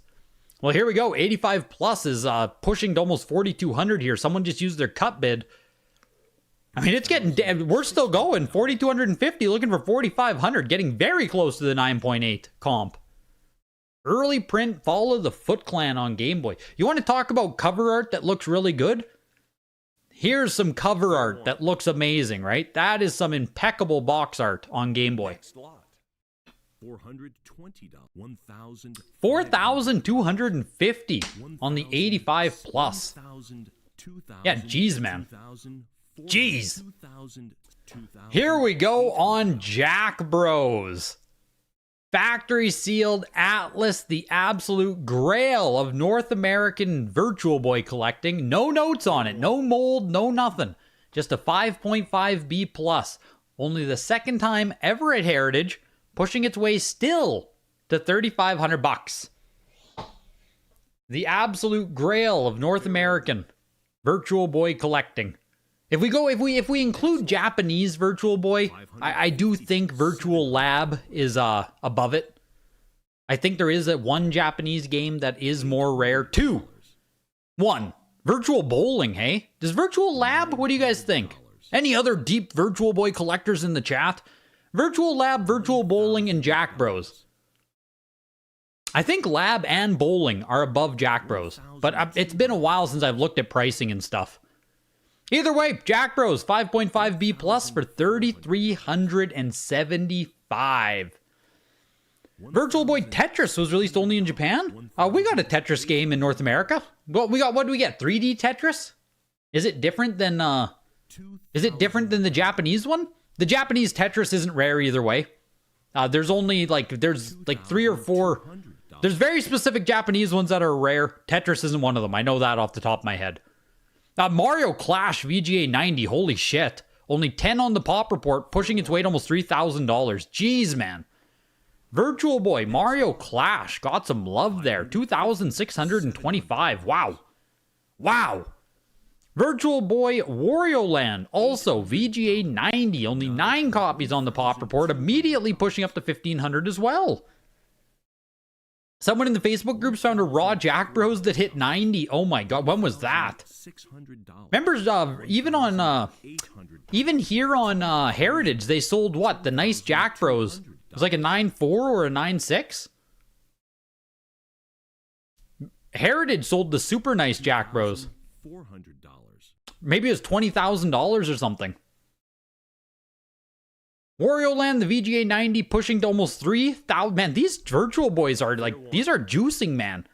Mario Clash for 2,600 and Wario for 2,750. Part of me thought I might even be able to like win this for $700. Like, I mean, apparently I was delusional, right? But like, yeesh, man. 2,600, 2,750. Yeah, if it's bros, Jeff Mack. If there's bros, just take the chance, right? If you see something released as a bros, just take the chance. It might just end up being rare. Zelda DX 9.6 A++ Hollow Foil. They're calling it a mid-production, hey? So what, there are 2 different productions of Hollow Foil Link's Awakening DX? That's news to me, if so. 9.6 A++ for 2,750 there. Oracle of Ages 95 uncirculated. Later production non-foil copy on this. On the first prints, earlier prints, the golden tree is hollow foil reflective gold. It's a very minor difference. It's kind of hard to see in photos. It's very obvious in person. $2,000 on the 95 uncirculated Oracle of Ages. Here's Oracle of Seasons 95, also non-foil, later production. Fair warning. Yeah, these Oracles and Ages are amazing. I played Oracle of Ages myself last year, I believe. Great game. Fantastic. Like, just a good Zelda game. Good Zelda experience. Everything I wanted. 1,000. Pokemon Gold 9.4 A+. Yeah, the foils banged. I think they both did like 10, 12,000 Supyo. They were like 90 pluses, I think, on the on both of these. The actual foil first prints were like super expensive. Pokemon Gold 9.4 A+ for 2,250 into Game Boy Color Atomic Purple VGA 90. We got some nice, or 2 consoles. I thought there were more for some reason, but 2 Game Boy Colors here. Then we enter into N64. Couldn't get that out. Yeah, the Ages and Season art, super nice on them both. Super nice. Like, these display awesome, these look awesome. For now, I still have 2 really nice CIBs, but I do want to turn them into sealed copies eventually on them. Both are just super nice. The 90 Game Boy Color Atomic Purple for 2,000. The 95 Tommy Hilfiger pushing to 2,000, 3,000. It looks like the last... we've seen this before, haven't we? Second highest grade. There's a 95 plus. That's crazy, dude. Second highest graded copy, VGA 95, sub 3,000. I almost think that's a deal on this, no? I almost feel like that has to be a deal at 2,750 and a freaking 95. You believe they found these fresh at some point? I mean, maybe. If we're getting 95 and 95 plus that exists, like, you could be right on that, Trevor. It does seem unlikely that they would just survive organically, you know? Daikatana 9.2 A plus, the kickoff N64.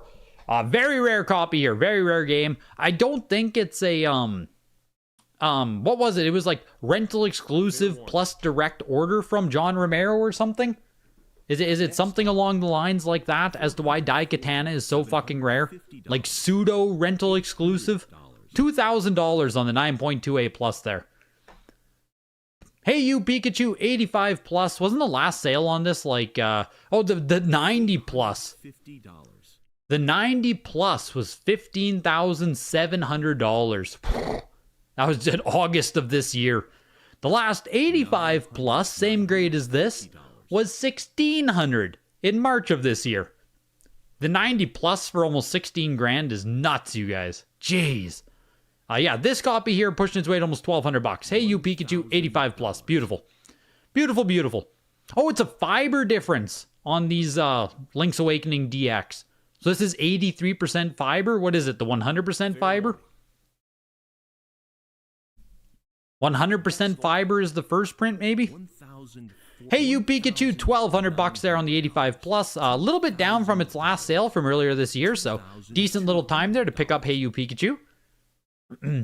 Zelda Ocarina of Time 9.2 A plus standard copy, non-collector's edition, whatever you want to call it. The last 9.2 A plus plus was $4,000 October of this year. So this copy right now is looking at $3,000, one bit away from $3,000. Hey, you Pikachu is cheap? Yes, it came in, I think, 400, almost $500 below the last sale there, Trevor, on Hey, you Pikachu. Next lot. Same as the Pokemon double enders and Y-folds. Gotcha. Gotcha. So your double enders are the first prints up, yo, I assume? Your double-ended boxes? VGA 90 non-collector's edition Majora's Mask, which they're interestingly calling a later production? Okay. VGA 90 pushing up to almost $4,500 here. Non-collector's edition. Definitely way harder to find than the actual collector's edition. And, yeah, the actual collector's edition last year sold for $3,750. So this non-collector's just sold for $4,250. Very cool. Very cool. Mario Kart 64 VGA 90 big box with the two-tone controller. This is fucking awesome. Pushing its way to $1,500. Yeah, in VGA 90 big box, unopened, brand new controller inside. It's cool. It's damn cool, man. Highest graded out of only 2 on the pop report. Pushing to $1,500 here. $500. Yeah, exactly. The non-collector's edition of this you hardly ever see.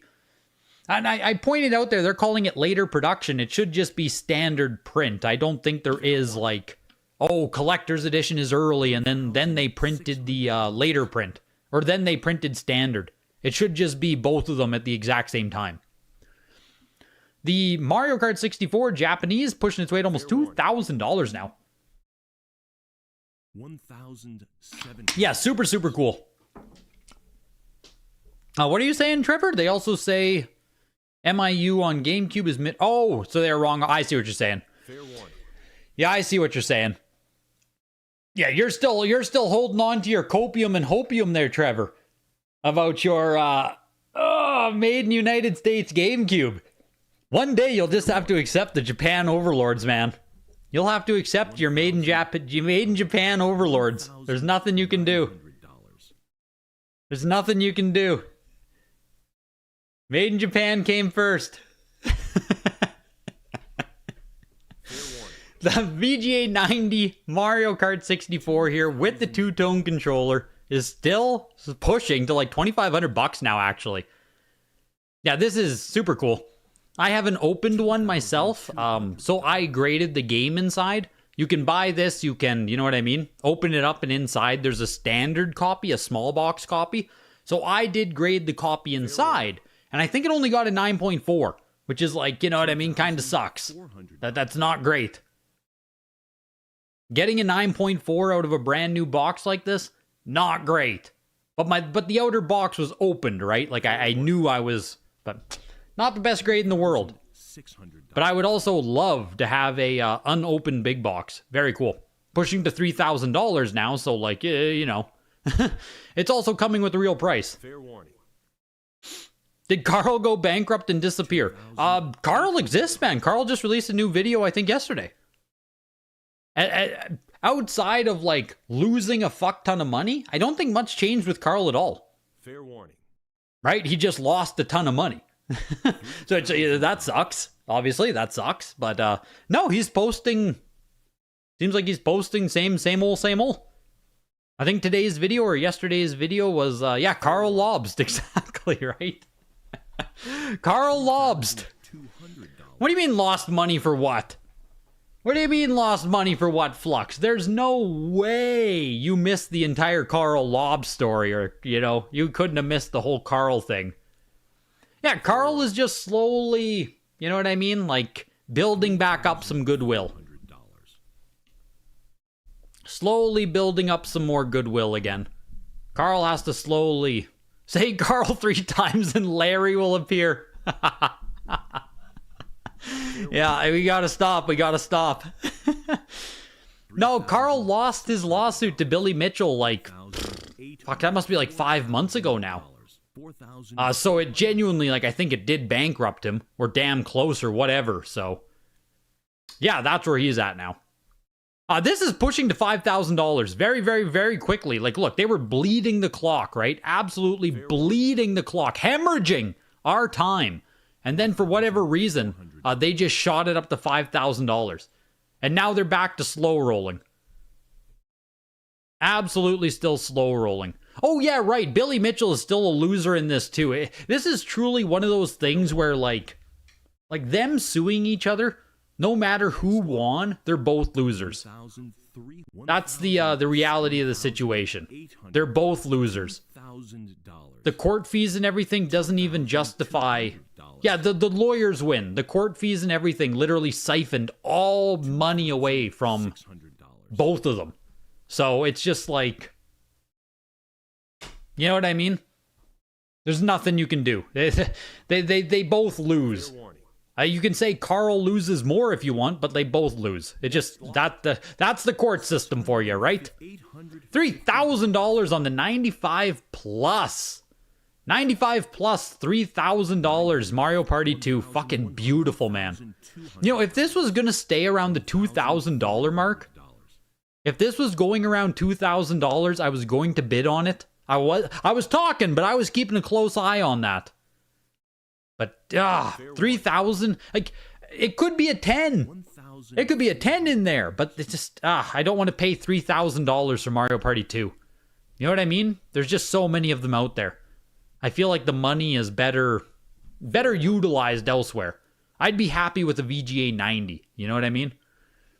Mega Man 64 95 plus uncirculated. Another case pack game in Mega Man 64. Or it was a case pack game for, 10 years ago. There were a lot of these circulating.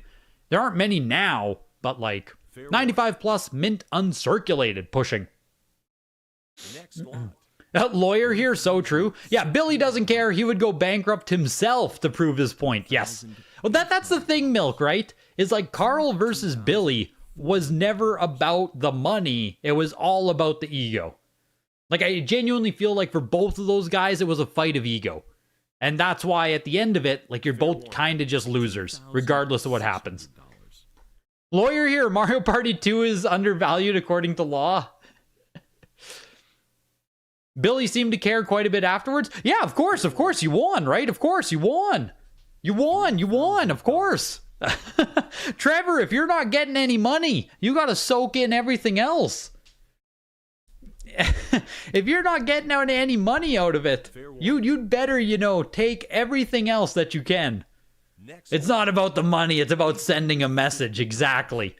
It's about sending a message.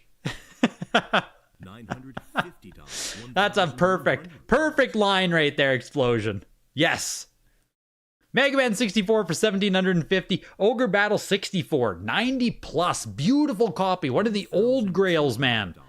One of the old grails.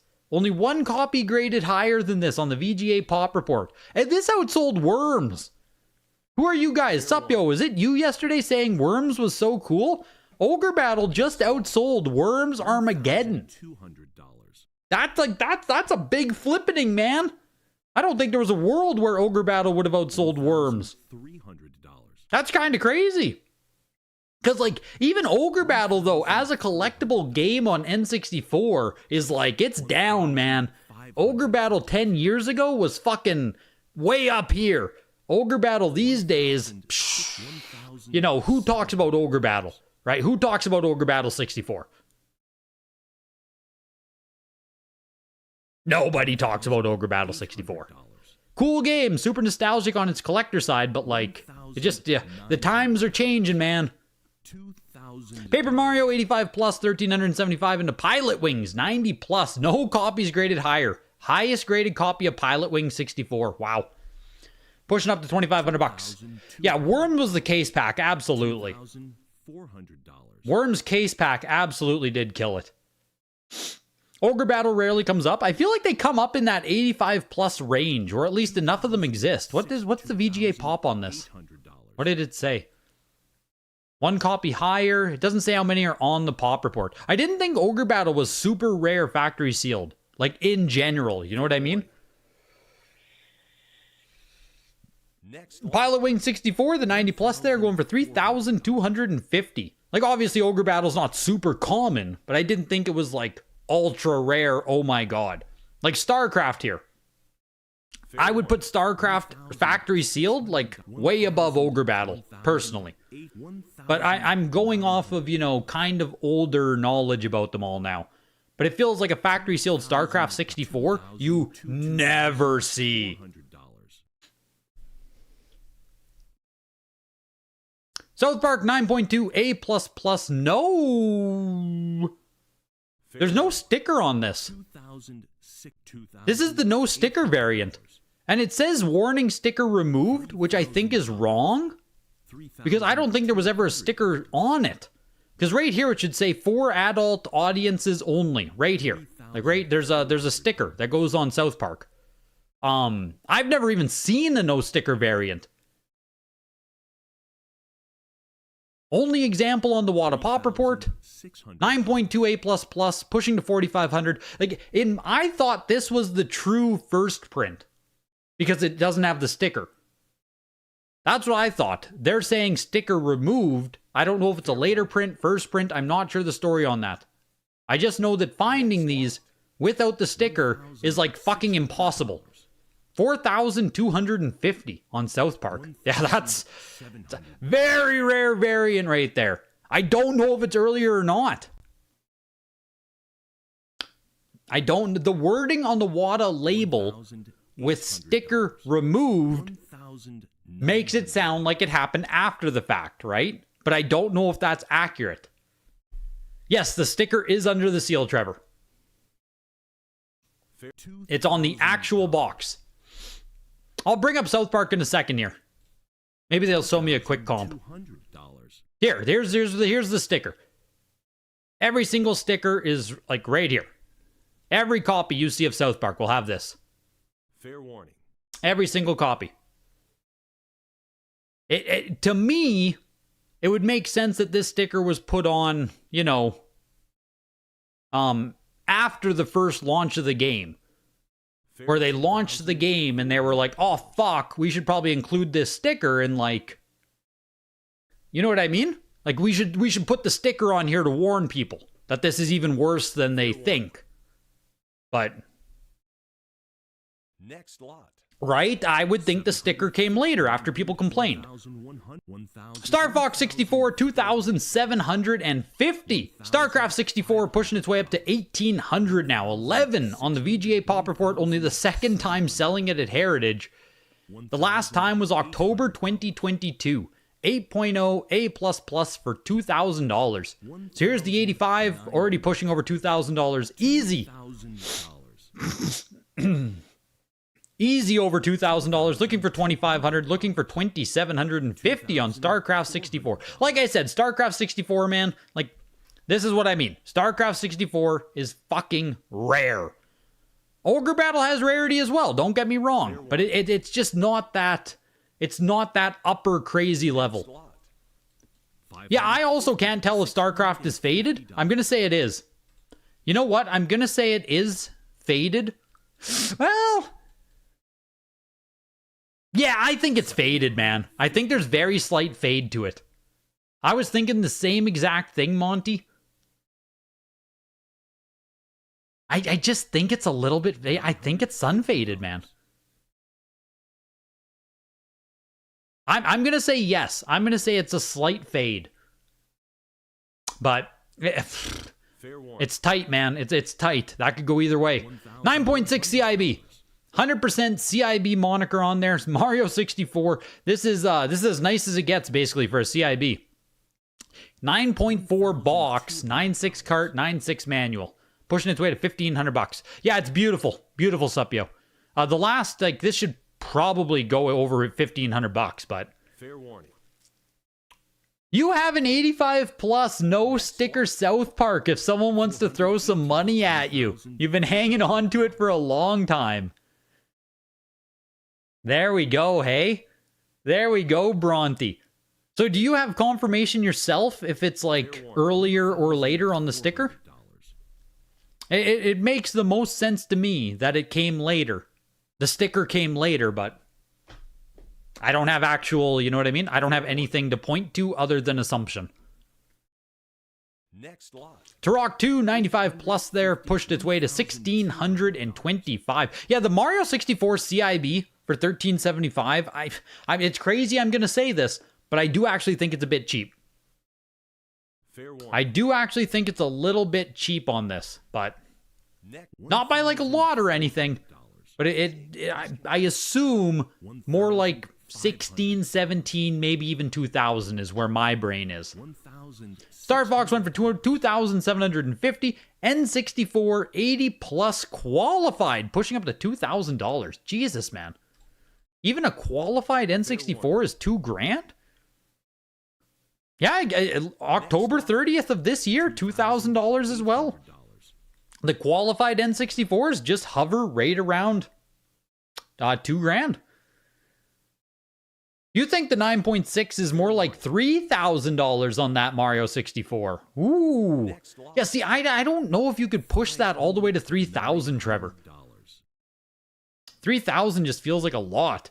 You don't know, actually, the sticker later makes sense to you too? Yeah, it makes the most sense. Fair warning. But no one, like, you know, that South Park sticker variant gets into such nitty-gritty detail that, like, no one ever, you know, I've never seen it talked about anywhere.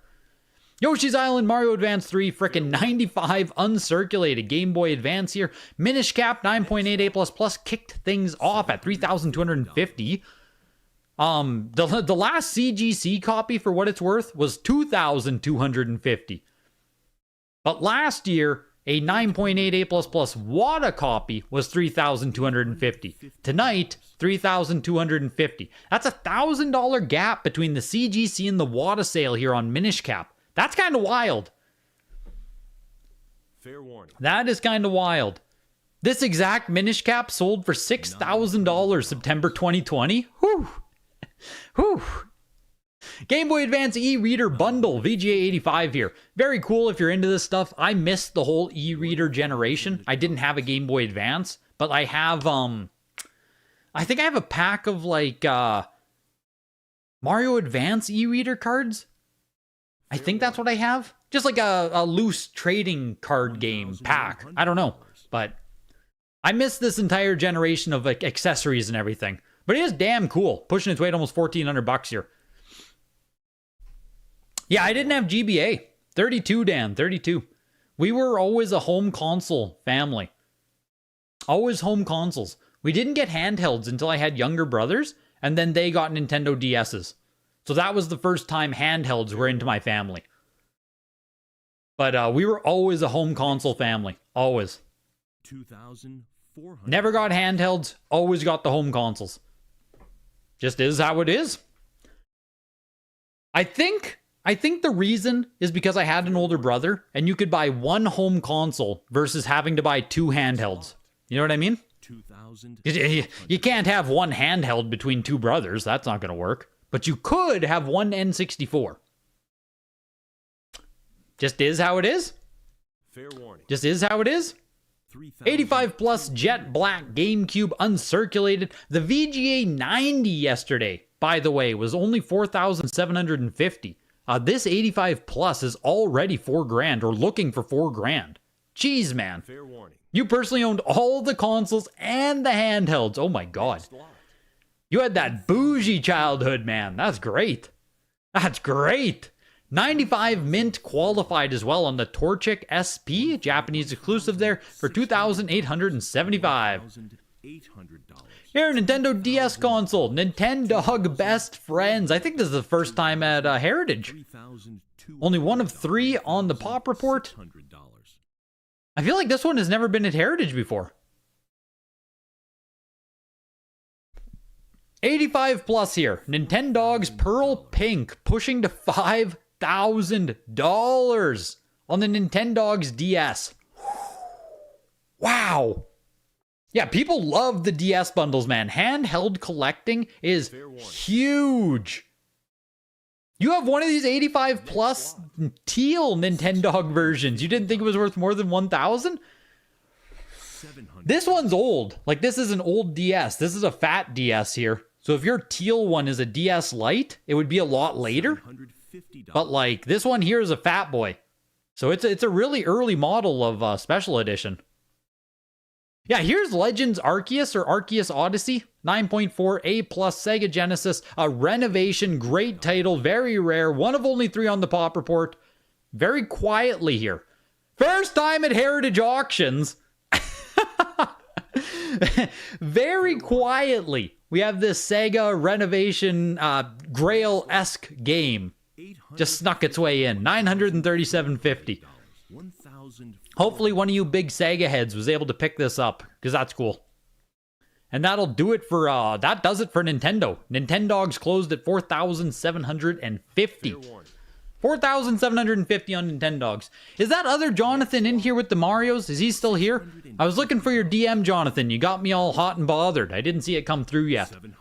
I was looking for your DM yesterday, just licking my lips. Hopefully hopefully you can send that through there. I'm genuinely looking to strike on a Mario. Oh yeah, there you are. Yeah, I'm looking, man. I'm looking to strike. I'm looking to strike when you're ready to talk. VGA 95 Mortal Kombat 2. $1,600. That's beautiful in 95, man. VGA 95 Sonic. This is a later production copy. VGA 95, but like perfect. A perfect late print for what, $1,000 here? Yeah, the last one sold for $1,375. Dare I say, even though this is a second print copy, I get it. But like VGA 95 for $1,000 on Sonic 2, that is a great purchase. Great purchase in my opinion. Sonic 2 is, if there's one Sega game to own, okay, Sonic. But like Sonic 2 is right there, man. Very cool for $1,000. Tournament Fighters 9.8 A here. Clamshell, the actual early print copy, pushing its way to $1,500. Yeah. The last 9.8 B plus was 2 years ago for $2,300. So here you go. You can get yourself an actual 9.8 A, pushing up to $1,600 now. Fair warning. You'd even put Sonic 2 over Sonic 1. I mean, I think more people are like deeper in Sonic 2 than Sonic 1. Right? Like, I think more people played Sonic 2, have more affinity towards Sonic 2. Like, I 100% think that. What's the Probstein scandal or Probstein scandal? Turtles Tournament Fighter, $1,750 there. Toe Jam and Earl Panic and Funkatron. Favorite Pokemon, Onyx. Did I ever play Pokemon Showdown? Yes, a little bit. Not super deep in it or anything, Dan. Like, I am not super smart with Pokemon. My younger brothers know more than I do. But, I mean, I'm not like I watch competitive Pokemon content, but I'm not like super knowledgeable to talk about competitive Pokemon. Yeah, big fan of the Rock Snake, man. Big fan of the Rock Snake. That guy's doing all the right things out there. $1,300. $1,400.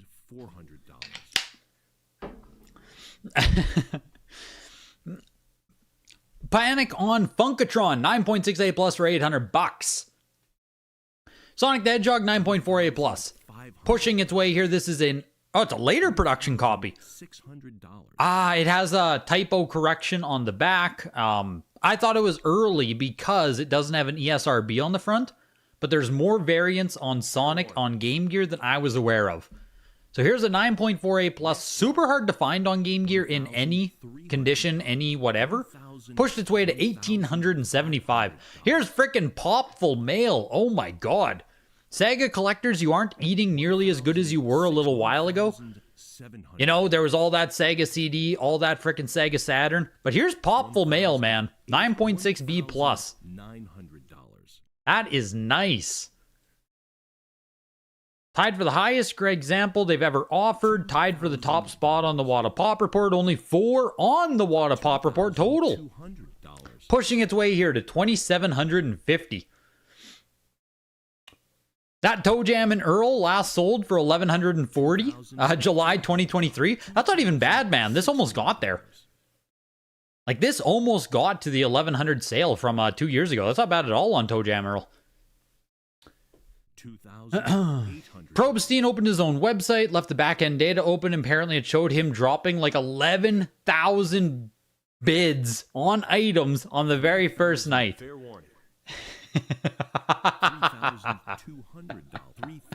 Yeah, you know, Hamster, it's one of those things, right? Like, okay, Probstein, if you guys don't know, one of eBay's biggest trading card, sports card, one of eBay's biggest consigners, right? He left eBay recently, created his own website called Snipe, and was going to be like competition to eBay. He no longer wanted to use eBay. He made his own platform.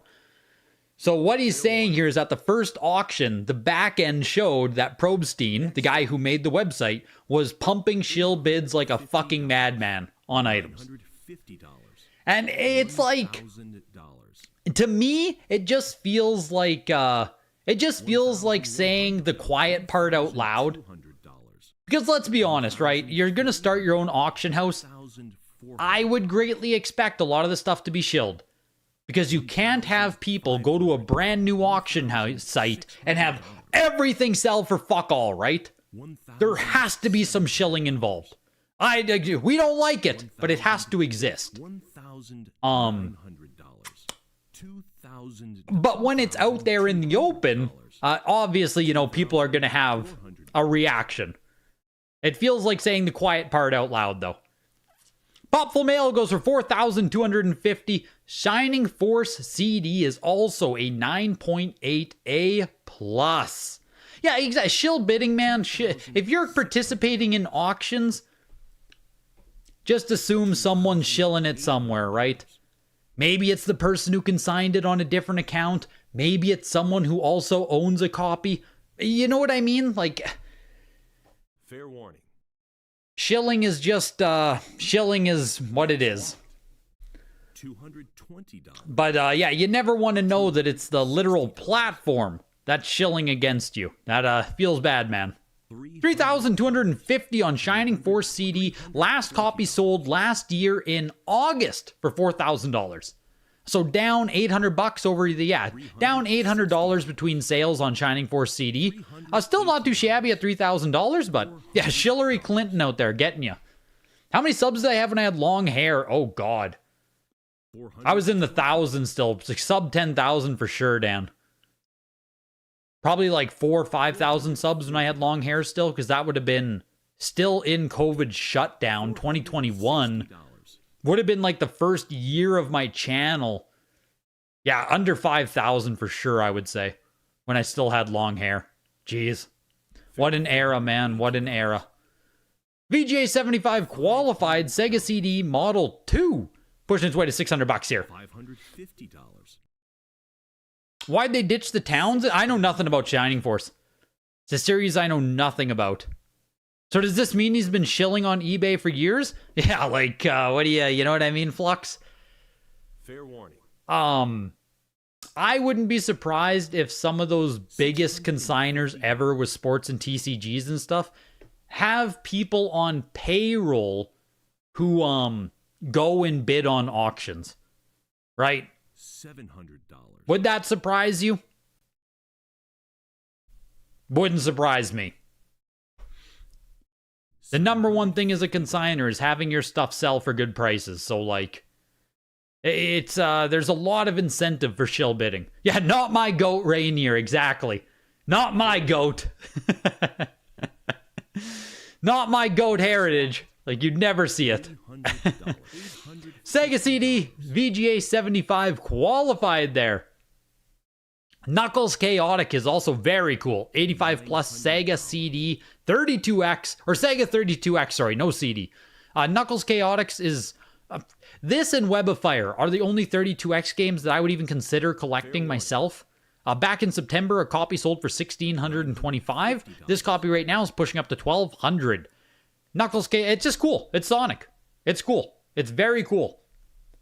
The 32X doesn't have much that I care about whatsoever, but like, it's cool. You still can't believe that you feel the most expensive item in the entire auction was a steal. You're feeling the PSA label had something to do with it. $650. Which, you know, I think we all hope that the swap to PSA actually means stuff goes up. So it would really suck if the swap to PSA meant that it sold lower.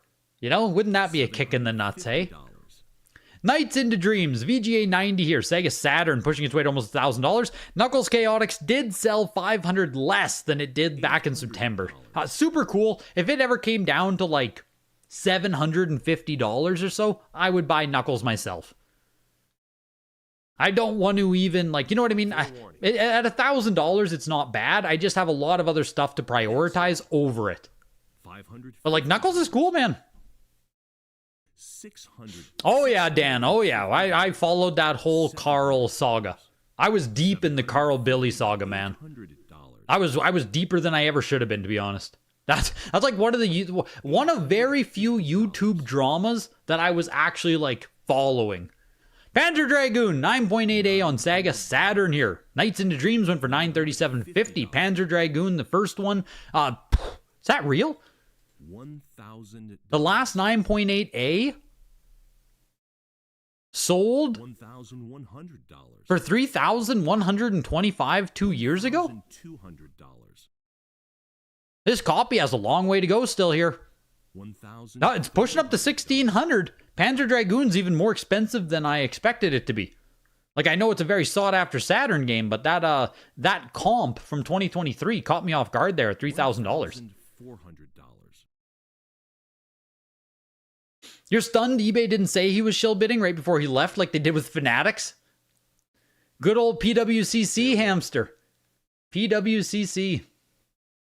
Next lot. You met Billy. He forced you to take a photo with him. Well, I mean, hey. I'm not saying I love Billy Mitchell, but if I found myself in a situation where me and Billy were in the same room together, I don't think you'd have to force me to take a photo with him. You know what I mean? I don't think you'd have to force that out of me. Again, I'm not saying I like the guy, but a picture with Billy Mitchell is pretty funny. Like, that's pretty funny to me. He's a character, man. That's kind of funny. Panzer Dragoon 9.8A for $1,625. Yeah, so almost cut in half from the October 2023. Sonic Jam 10A++ for $1,375. Yeah, I think a picture with Billy Mitchell, Trevor, is just like, it's too funny. It's just content, man. It's just content. And I can't miss the opportunity for some good content. It's just funny stuff. My brothers would die. Like, that would be the funniest thing. If I just showed up with a picture with Billy Mitchell. Like, oh, it's just funny. It's just funny. Love the guy, hate the guy. It's just like, it's funny. Sometimes you just got to do it for the content, you know? Yeah, me and Billy standing on boxes. We both stand on a box. He's on a box and I'm on a milk crate. Tiptoes on a milk crate. Tomb Raider Sega Saturn 85+, pushing to $3,000. $3,500. I'm happy. I'm happy to see Tomb Raider on Saturn here getting some frickin' love, man. The last 8.5B plus was $300. The last 8.5B plus was $300. Now I get it. It's an 85+. It's way fucking nicer. But like, the only reason I say that is because an average copy or average, kind of shitty copy is worthless. So I'm glad the 85+ here got its way to $3,500. The true first release Sega Saturn Tomb Raider there, $3,500. Turbo Express VGA 90. You have a very awkward face in the photo. Billy adds his hot sauce to Big Macs. You've got a photo with Billy too. Both of you giving the Billy thumbs up. Yeah, yeah. You know, hey, maybe that makes me a bad person that I'm just gonna ignore everything the guy does to get that photo. But like, what can I say, man? What can I say? Next lot. Like, yeah, what can I say? Turbo Express VGA 90 for $2,500 into Chrono Cross. One of the very few PlayStation games, hey? VGA 90 plus, only 2 copies graded higher on the VGA Pop Report, slid its way in. The last 90 plus sold for $2,875 back in June, $2,000 tonight on the 90 plus. A little bit of a deal there on Chrono Cross. Into Metal Gear Solid 9.88++. The last 9.88++ was $3,250 back in May of this year. Next lot. This copy was literally almost half. Half price Metal Gear Solid tonight versus the sale back in May. So this is, you know, day 2 is definitely better. Don't make no mistake. But like Chrono Cross down $800, Metal Gear Solid down over $1,000. That's not everything is still looking good, even on day 2 here. You know what I mean? Jonathan, you bought the Tomb Raider for $325.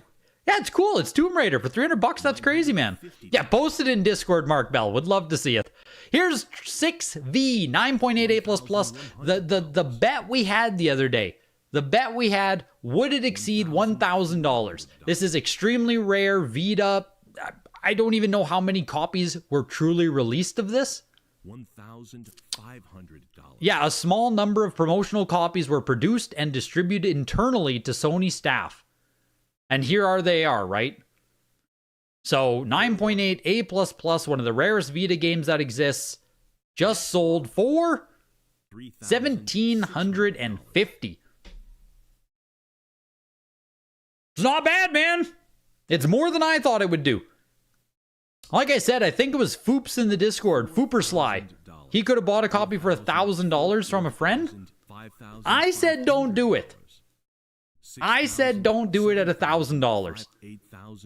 At $1,750, I mean, sure, there's a bit of profit there on the, you know, the perfect grade copy, but like, it's Fortnite, 9.88++, Llama-Palooza on the front, pushing its way to $11,000. We just had the 10 yesterday sell for $42,000. The last CGC 9.88++ was $14,000 almost 1 year ago to the date. Right now we're looking for $12,000. Fair warning. Right now we're looking for $12,000. The CGC comp sits at, there you go. Fortnite down a little bit on the 9.88++. Down a little bit on the 9.88++ there, selling for $11,250 tonight. Yeah, that's what I was saying, Dan. They're just frickin' rare and just frickin' expensive. Were you going against Tidal for 6V? I'm skeptical, Replay. I'm skeptical Tidal would grab this. This feels too niche. Too niche for Tidal, in my opinion. Group Lot of 2, Mortal Kombat 3 official player guide artworks there for $906. And the last item of the November signature, the last signature to close out 2025. Thunderhawk, SEGA, Mega CD, original cover art, and 4 preliminary sketches. Pushing its way to almost $2,000. Damn. Original cover art. Oh, I guess because it's actual. Yeah, it's the actual cover art for a game. That's why. The actual SEGA Mega CD cover art. It's always going to get a premium. Pushing to $2,000 right now. You posted it? Let me bring up the Discord here. Join the Discord, free link in the description. We talk about everything like it's, you know, the Discord's chill. The Discord's chill. If you ever need to connect with someone in the hobby, like someone in the Discord can probably always, you know what I mean? Where did you post it? Yes! Right? Yes! Like, how could you turn this down? How could you turn... You can't! You can't turn that down! That's hilarious! He fucking did that to you too. It's hilarious, man. It's hilarious. And you know, like, I hate that Billy is like, I don't know, right? Let's put it that way. Is he actually a huge piece of shit? I don't know. I just know what I hear about from like YouTube drama, Carl, and from whatever. Billy seems like a funny kind of guy, but I don't actually know how big of a piece of shit he is. I don't know how much of it is just like YouTube hyperbole and that's become this like, you know what I mean? I don't know. Either way. Yeah, he's a villain. He's a villain. And it almost reminds me of like WWE kayfabe, where like Billy never breaks kayfabe. But then I have to remember, like that is not real. Like, he is actually kind of a bad guy, I think. Like, I think he's actually, like, sued people, kind of ruined people's lives. Like, I think he's actually he's kind of is an ass. He's permabanned from that event. What the hell did he do?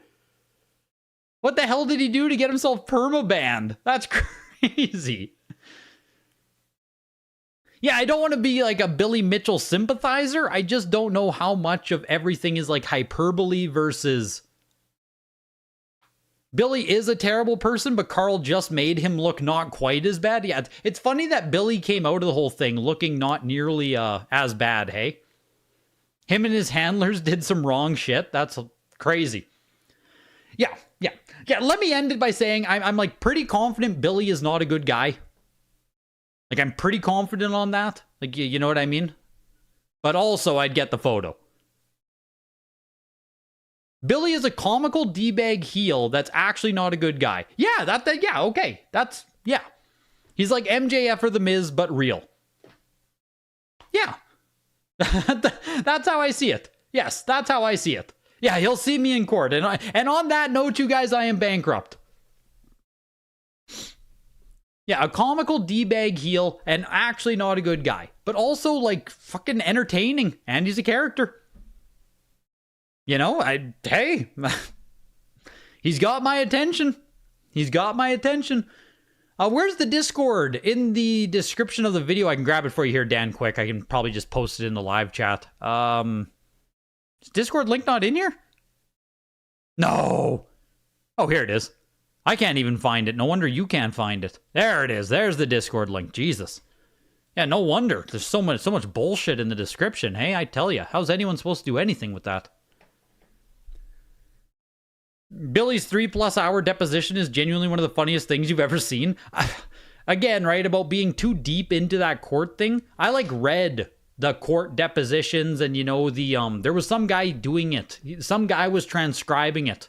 Every day of the trial. I can't remember his name now, but I was reading those things because I was like genuinely curious. And yeah, it was nuts. It was nuts. But did I get as deep as I did into Spanish Pokemon Red? Yeah, no doubt, eh? No doubt, Flux. Spanish Pokemon Red will always get me. He's that wrestler you just pay to see get punched in the face. The perfect heel, exactly. Exactly. And I wish, maybe I wish is too strong, but like, it was, yeah, I wish he wasn't actually such a bad person. Because it's like fun to root for him as the villain. Like, he has that, there's something there. There's something there where it's fun to root for him as a villain. But then it's like, fuck, he's actually a bad guy. So then you have to like, reel yourself back. How do I post the photo? Get in there and post a photo, man. You have to verify at the top. So if you verified, you click the little emoji, verify in and stuff, and then, just pick your place and post a photo. Easy as. Post it in the old heritage chat there, and we can see your nice photo with Billy. We're all dying with anticipation here, Dan, to see you dragged into a photo with Billy. People are going to be wondering why Discord's filling up with photos of Billy Mitchell. You suck at Discord? Come on, man. How old are you, Dan? Did you ask me my age earlier? How old are you, man? Come on. It's easy. Easy peasy. Easy peasy. But that does it for the entire signature auction. Only 2 hours today. 2 hours worth of games today. What was the highest selling game of day 2? Did anything crack 10,000? Appreciate you coming out, Nintendo Spotlights.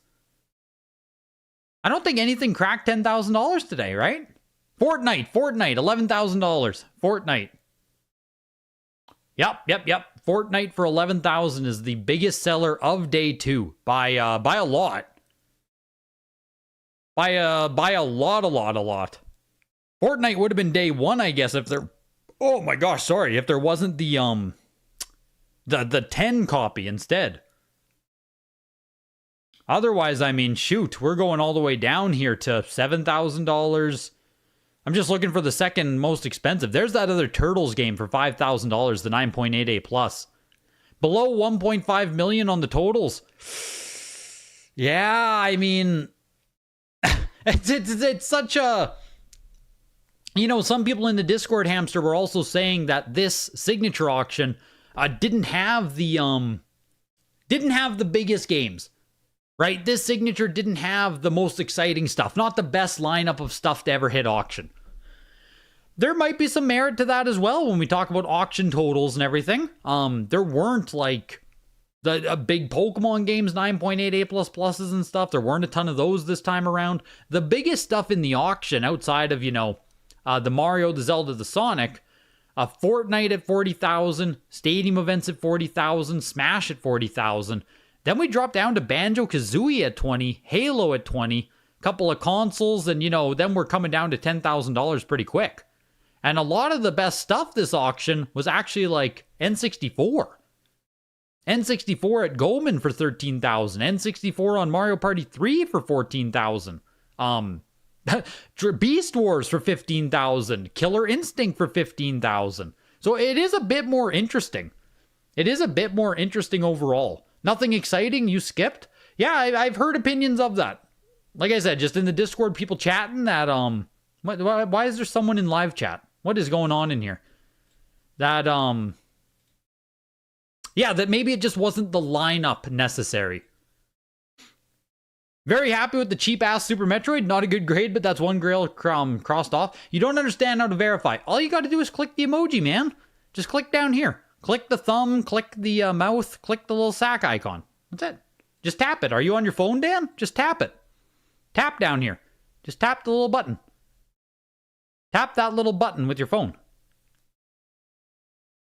And just give that a little tap. A little tapperoni. A little tapperoni and cheese down there. See, people are waiting, man. Everyone's waiting down here. We're all waiting for you to get in, man. Go to the Heritage Auctions one. Just tap it in. Just tap it in, Dan. Go to the Heritage Auctions on the side here. You hit the other thing. I need to get those off of there. Let me get these off of here.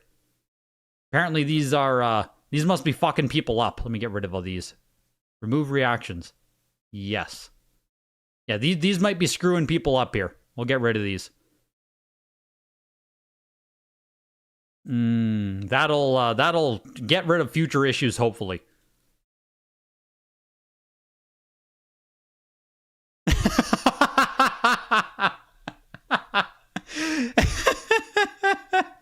Yeah, I wonder which one you are, Dan. I wonder which one you are in this photo. Yeah, like, I wonder, hey? I wonder. Oh, man. Yeah.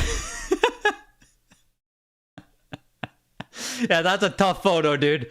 That's a tough one. You probably should have just popped the thumbs up because goddamn, that's not a great photo. Yeah, you did not want to be in that photo. Your buddy's loving it, though. He's loving it. That's all good. That's all good over there. Fucking Billy Mitchell, man. That's crazy. That is crazy, you guys.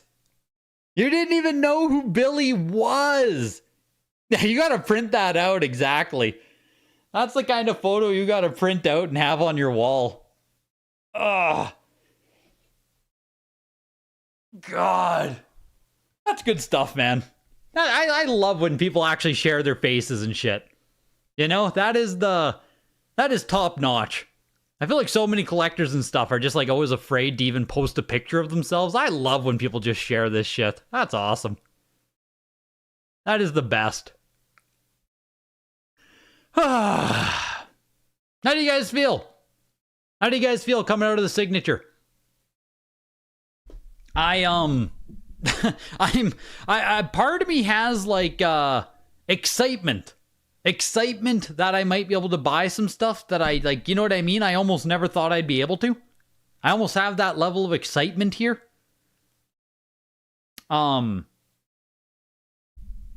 I think a lot of the prices overall, like, yeah, another solid signature. NES, man, NES is not looking great out there. NES is not looking great. And I don't want to sit here doom and gloom like, oh, what's the future of NES? Is it truly fucked? Oh my God, there are no new collectors. I don't think that's the case. But as it is right now, NES collecting, man, doesn't look like it's growing.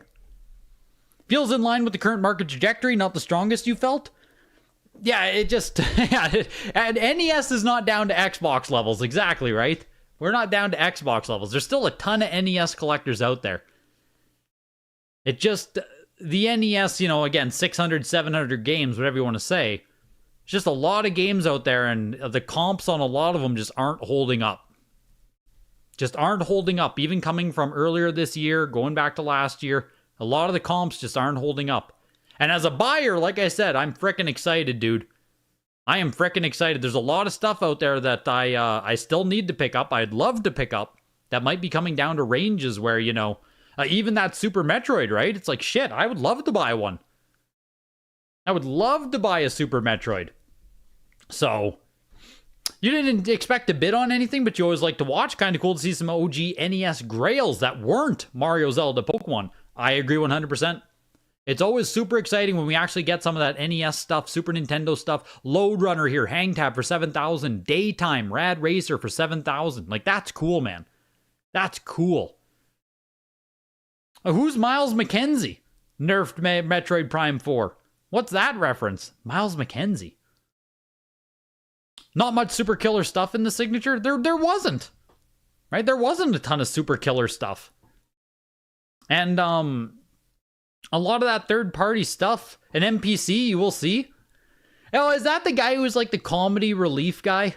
I've heard I didn't watch the big trailer, but I heard there's like a comedy relief guy. Is that Miles McKenzie? Even though it's not the same, NES is beginning to go down the trajectory that Atari already went through. It won't be the same. The Nintendo brand holds so much more power. I need to watch that Metroid Prime trailer still. My brother was telling me about it, and it just sounded cringe. So I just, you know, I didn't want to do it. I felt like if I just didn't watch the trailer, I wouldn't have negative expectations on the game. Because I am excited for Prime 4. So I don't want to, you know what I mean? I don't want to fill my head with cringe. Price of Xbox makes you want to do a sealed full set? I mean, there's barely anything stopping you, Kyle. Outside of Halo, like, what's stopping an Xbox full set, right? Not much as far as price is concerned. Not much as far as price is concerned. It's kind of nuts. Yeah, I don't think NES is like, you know, I mean, fuck. The reality is that probably, you know, 80% of NES stuff will just fall down to wherever the floor is. I don't know if the floor is $1,000, $500, $2,000, but like, a lot of the NES stuff probably will just fall down to that point at some, like, you know, where was Die Hard, right? Die Hard is probably a good example where this is a 9.4A plus, a rare, iconic 80s IP, 90s Die Hard, you know what I mean? Like, always been rare, always been collectible, but if you don't know NES collecting or you're not a big fan of Die Hard, like, there's nothing here. I don't know if this game is generational outside. It's $1,750 right now, right? Is this kind of the soft floor for rare NES games for the time being? For the next 3 years, 5 years? this game is so rare that it probably won't keep coming up, so it can't keep going down, so to speak. But 2 years ago, it was $4,000. $4,000 2 years ago for a lesser grade. I don't know. Metroid Prime 4 is going to be a real disappointment. Everyone's trying to get a benefit of the doubt until they play it. I pray it's not a disappointment, dude. I pray it's not. You got all the Halos you want, so really nothing's stopping the Xbox full set? Exactly. That's what I'm saying. Kyle John. Get out there and do it, dude. The big hitters, yeah, that's the thing with NES. The big NES games are truly the icons of collecting, right? Your big NES stuff is never going anywhere so long as video game collecting is still a thing. Make no mistake. Your Marios, your Contra, even Double Dragons I would put in there. None of that shit's going anywhere. Your black box stuff, even like, Donkey Kong 3 there at 3,200 for a CIB. None of that stuff's going anywhere. It's just once you get a little bit off of that mainstream path even, right? To like Prince of Persia, like someone else said there. The 9.8 has cut in half twice, I think. Over the past year or two. And your 9.4A last year was $1,375, and now your 9.6A plus is $1,100 from 1 year ago, right? Like you're getting a nicer condition copy, lower price year over year here on something like Prince of Persia still. As we get into 2025, and it's like, well, shit. Where is the floor for something like this? You know what I mean? Like, where is the floor on something like Prince of Persia? Is it a sub $1,000 game the next time it comes up? Maybe. Like, maybe it is.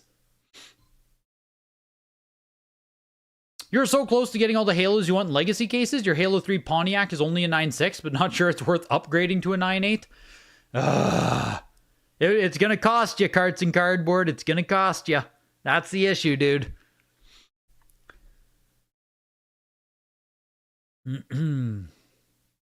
Your nephew had like 300 hours in Breath of the Wild and he's 8. And your mom only lets him play 1 hour a day. Oh my God. Wow. You think eventually stuff will just become culturally irrelevant and go pretty low? Yeah, what is pretty low though? You know what I mean? I think that's the question on my mind at this point. Like, what is pretty low? Is 1,625 pretty low on Pac-Mania? 3 years ago, it was 6,600. Right? So, like, should Pac-Mania, even in 9.8A++, is this a game worth almost $2,000? Like, I don't know what pretty low means anymore. Especially for this stuff, again, right? Just coming off of the Marios, the Contras, the whatever. Getting into a little bit more esoteric stuff on NES. I assume most of you watching, almost all of you watching, wouldn't spend $2,000 on Pac-Mania. I think I can say that pretty safely. I don't know if anyone here would. Right? So it's like, how long does the price of this stuff hold? Can it hold? I don't know. That's kind of where my head is at after this. It's not even just this auction, right? It's not just this auction. It's just like month over month, auction over auction, seeing comps drop on a lot of stuff. A lot of Pac-Maniacs in the chat. Like, I don't want to be doom and gloom. I don't. I want it to be more of an open discussion and more of just thoughts. So don't take it as like, oh, we're fucked. The market's fucked. No, I don't believe anymore. I don't believe. Right? That's not what I'm saying. It's just like I'm still buying stuff. I still love the hobby, right? Like, don't get it twisted. I just don't know where some of this stuff eventually hits a floor, or where do we hit a floor on a lot of this stuff where suddenly, or will someone come in and just start scooping it up? Dealers, when do dealers re-enter in, right? Because surely if everything's like $400 or $500, like, we have to have some dealers somewhere, no? Hello? No?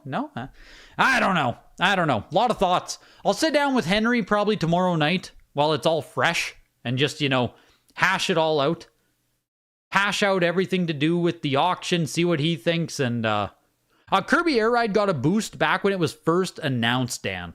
So the Kirby Air Ride boost in our pump and dump is done already. The Kirby Air Ride pump and dump happened as soon as Air Ride was announced. So I don't know, almost a year ago, 8 months ago, something like that.